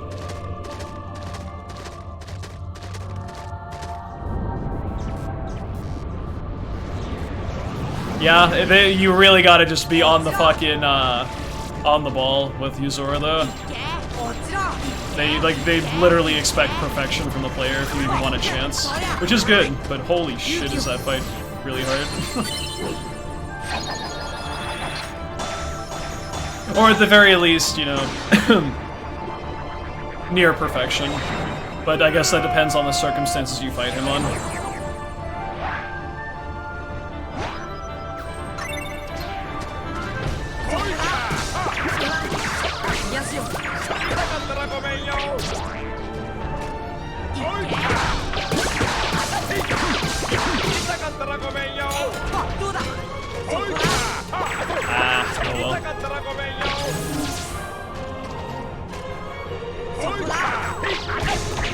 Of course, so close, yet so far away. Whatever, man. Would have liked to have saved some time here, but oh well.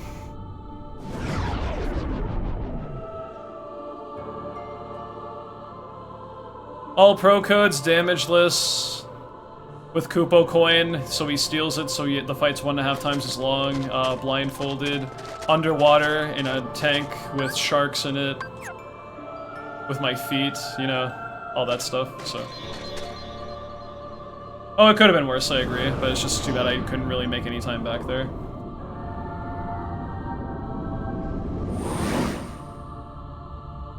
Don't focus on that though, just focus on keeping pace. Damn, I didn't realize Violin was in a shark tank underwater. That's crazy. He's upped his game since the last time I was here.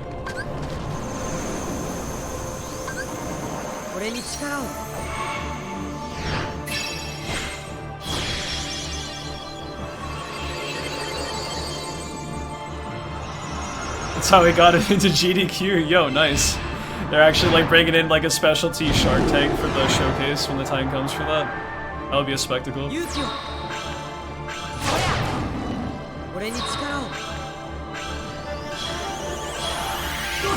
is an insane player.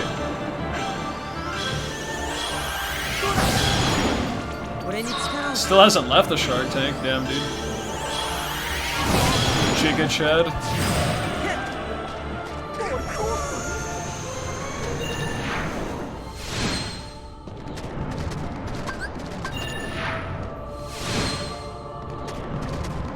Good morning, Lester. Have fun at the gym. Thanks for stopping by.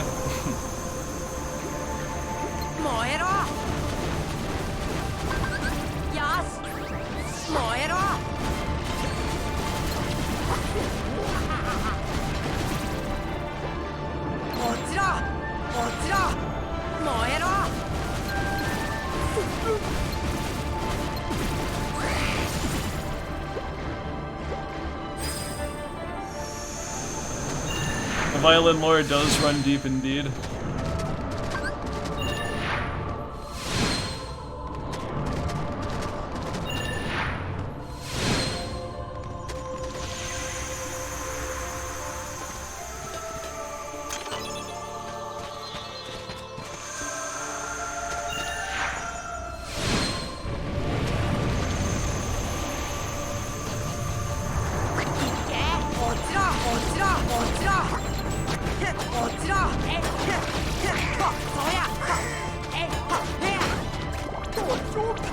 Thank you for catching him in that, Goofy.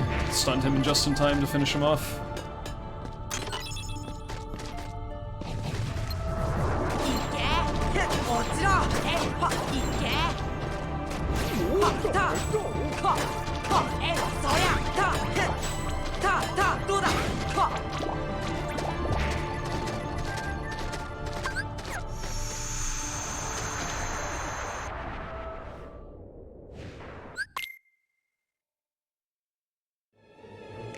Bad RNG.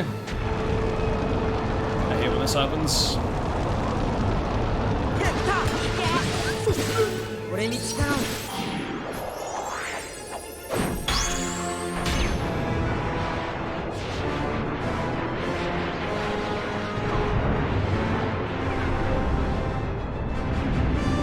I mean, I could try to be aggressive, but then my party's gonna die and I have to revive them, so it's not worth it. So I don't really have a choice but to wait until that initial barrage is over. Sometimes he just does like his whatever, like, ah, I'm gonna kill you fucking animation, and then, you know. Still save time with that though, that's really good. That costs like almost 5 seconds to have to wait a little bit like that, and I still save time on that split, very good. Segment was really nice.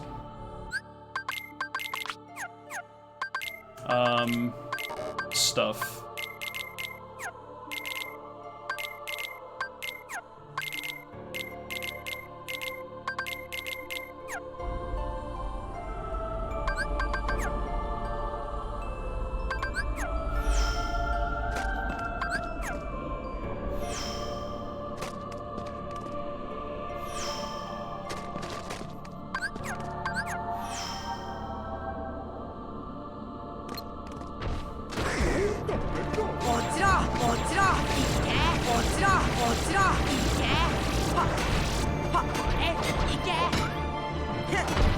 Final rest, Monka, indeed.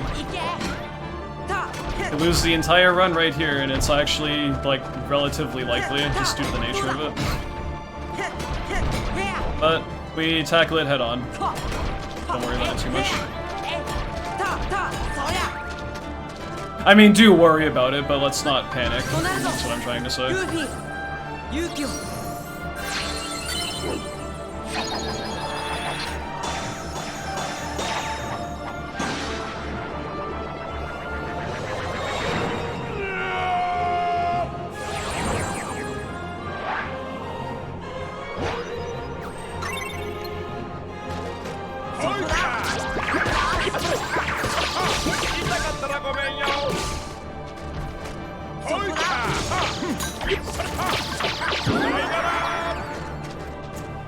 Alright, here we go.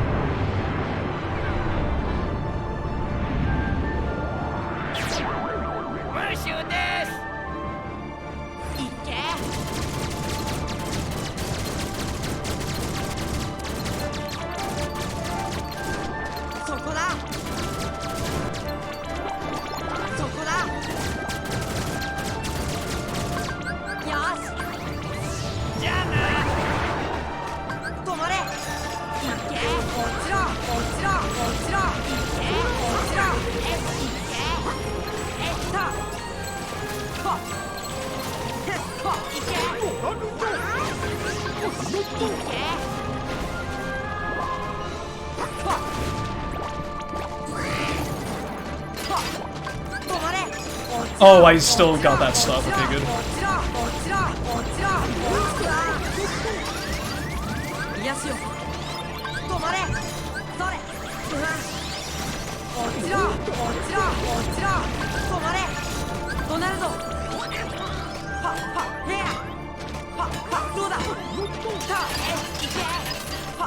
This is kind of bad, though.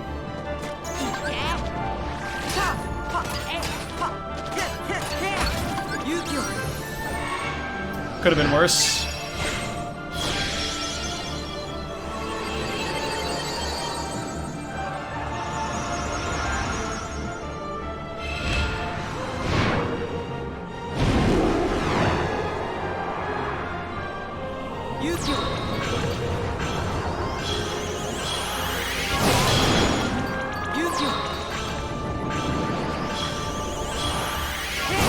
I'm a little bit concerned about this wave. Just hurry up. Ooh, okay. That I was like, I'm gonna be really close to the invisibles because of my position, but thankfully that wasn't that bad. Yeah, arena position. Also, holy fucking item drops, dude. My goodness. Arena position was a little bit sketch, but as long as you're not like in the dead center or near the emblem around that part, then it's not that bad. I remember from practice, so thankfully we got past it. Okay. Just stay calm. The really hard part is over. Now I just have to make sure I don't make any like major mistakes, but very easy to have nerves fraying at the worst of times, so just gotta keep myself under control. But that's the hardest part of the run over now, so I just need to stay calm. 206 would be ridiculous. I would think with a decent ending I can get 207, but 206 I don't know, man.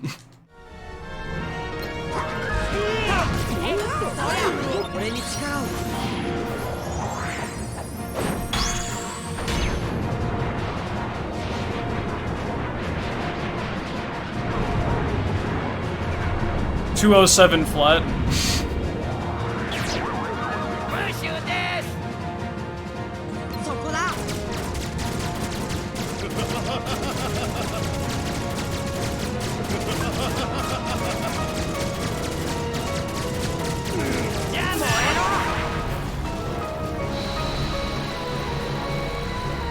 Yeah, this run isn't perfect, like I said. Like, it's been good up to this point. I don't know yet. Have to finish it first, but... all I need to do is just focus on finishing the run out at this point. Don't really think about anything else. Just do it, man. It is what it is. Let whatever is in store happen, and just go from there.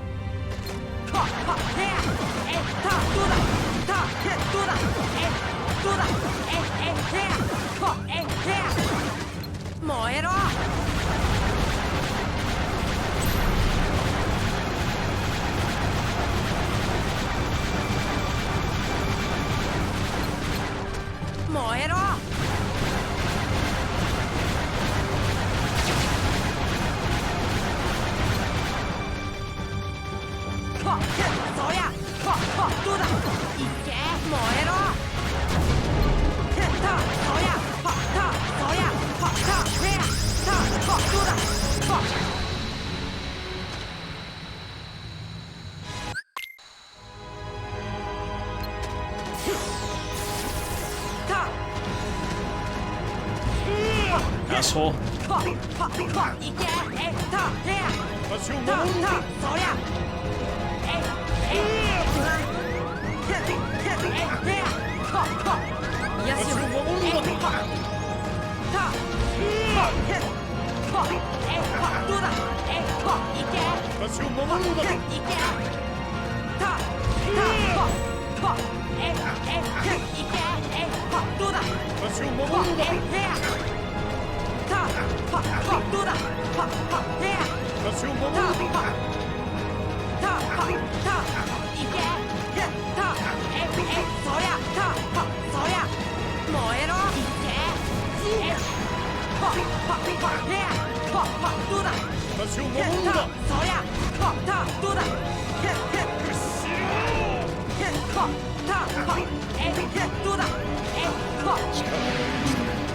Unfortunate.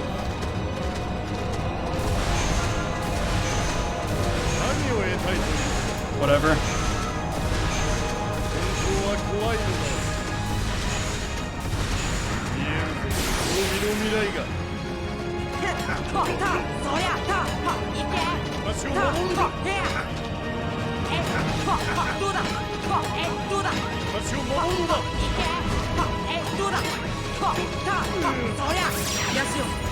That time save would have been nice, but thankfully I didn't really succeed at that fight in my previous time either, so whatever, man. That would have made 207 a little bit safer to hopefully achieve, but can't think about that now, just play.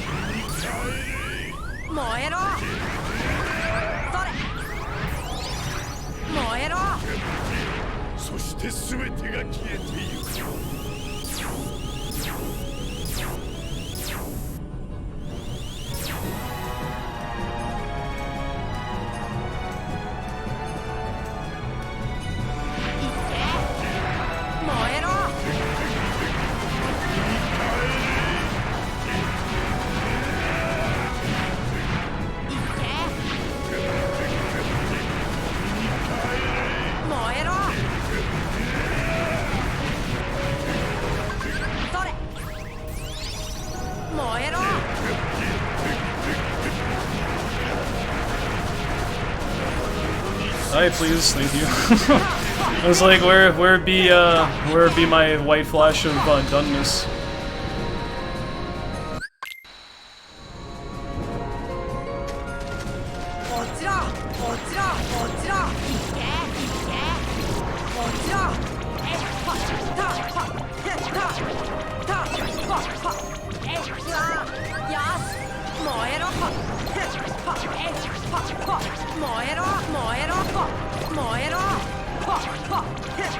This is a really slow room.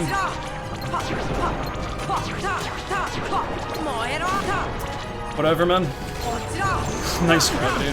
Can you tell I'm nervous? I'm nervous.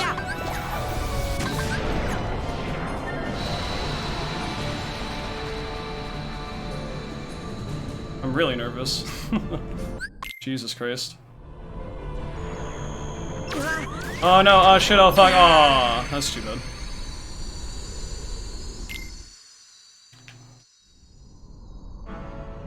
Or else she might die at the next split. That's unfortunate.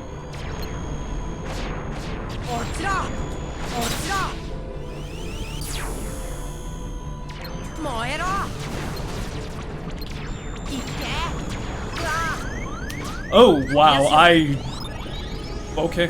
I probably should have died there, but my iframes like just barely held on. I was fucked up. I got very lucky there. Oh my god, I thought I died. Like, actually died.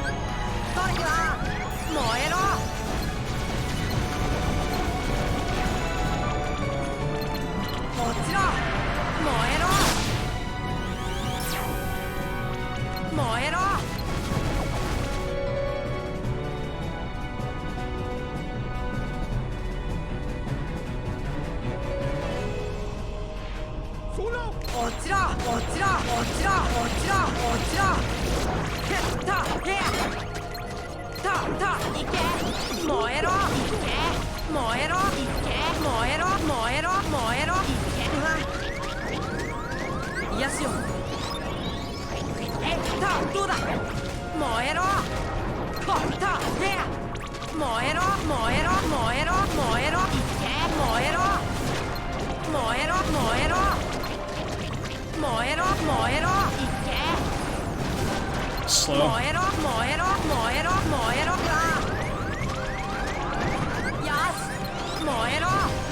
Come on, dude. This is ridiculous.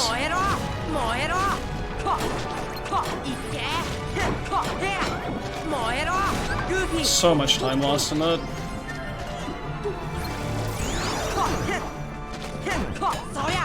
Ouch.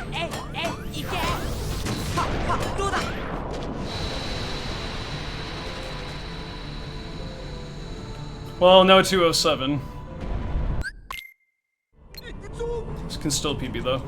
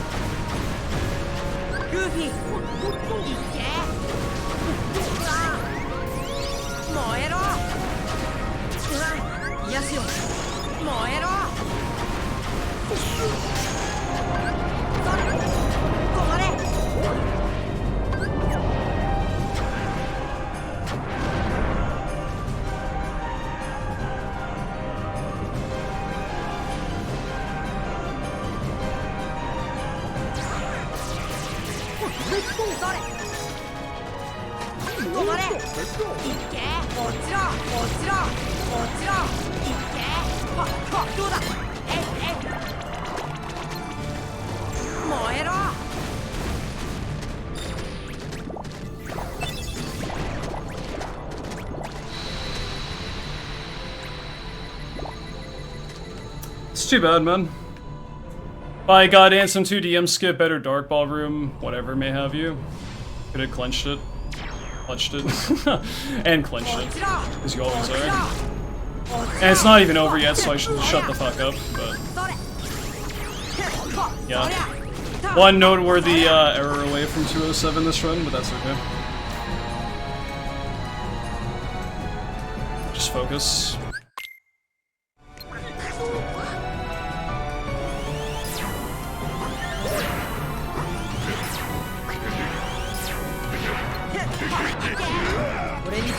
Okay, we should be fine now.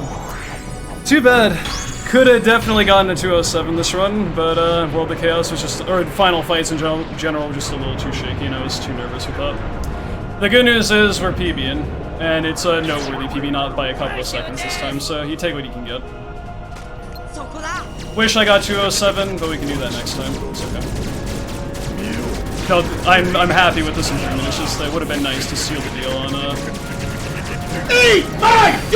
207 run, but we take that. Thanks to GG's, dudes. Yeah, Darkballs and Ansem 2 have really lost a lot of time on those two splits. Everything else was pretty okay. I think between both of those, it was like almost a minute of time save. Yeah, Innovate. Sorry if I botched that. Thank you very much for the sub, my dude. Welcome to the Mist Continent, and enjoy the emotes you can use on Twitch for the next 30 days, my guy. Greatly appreciated. And thank you all again for the GGs. We're getting there. We're getting really close to 207.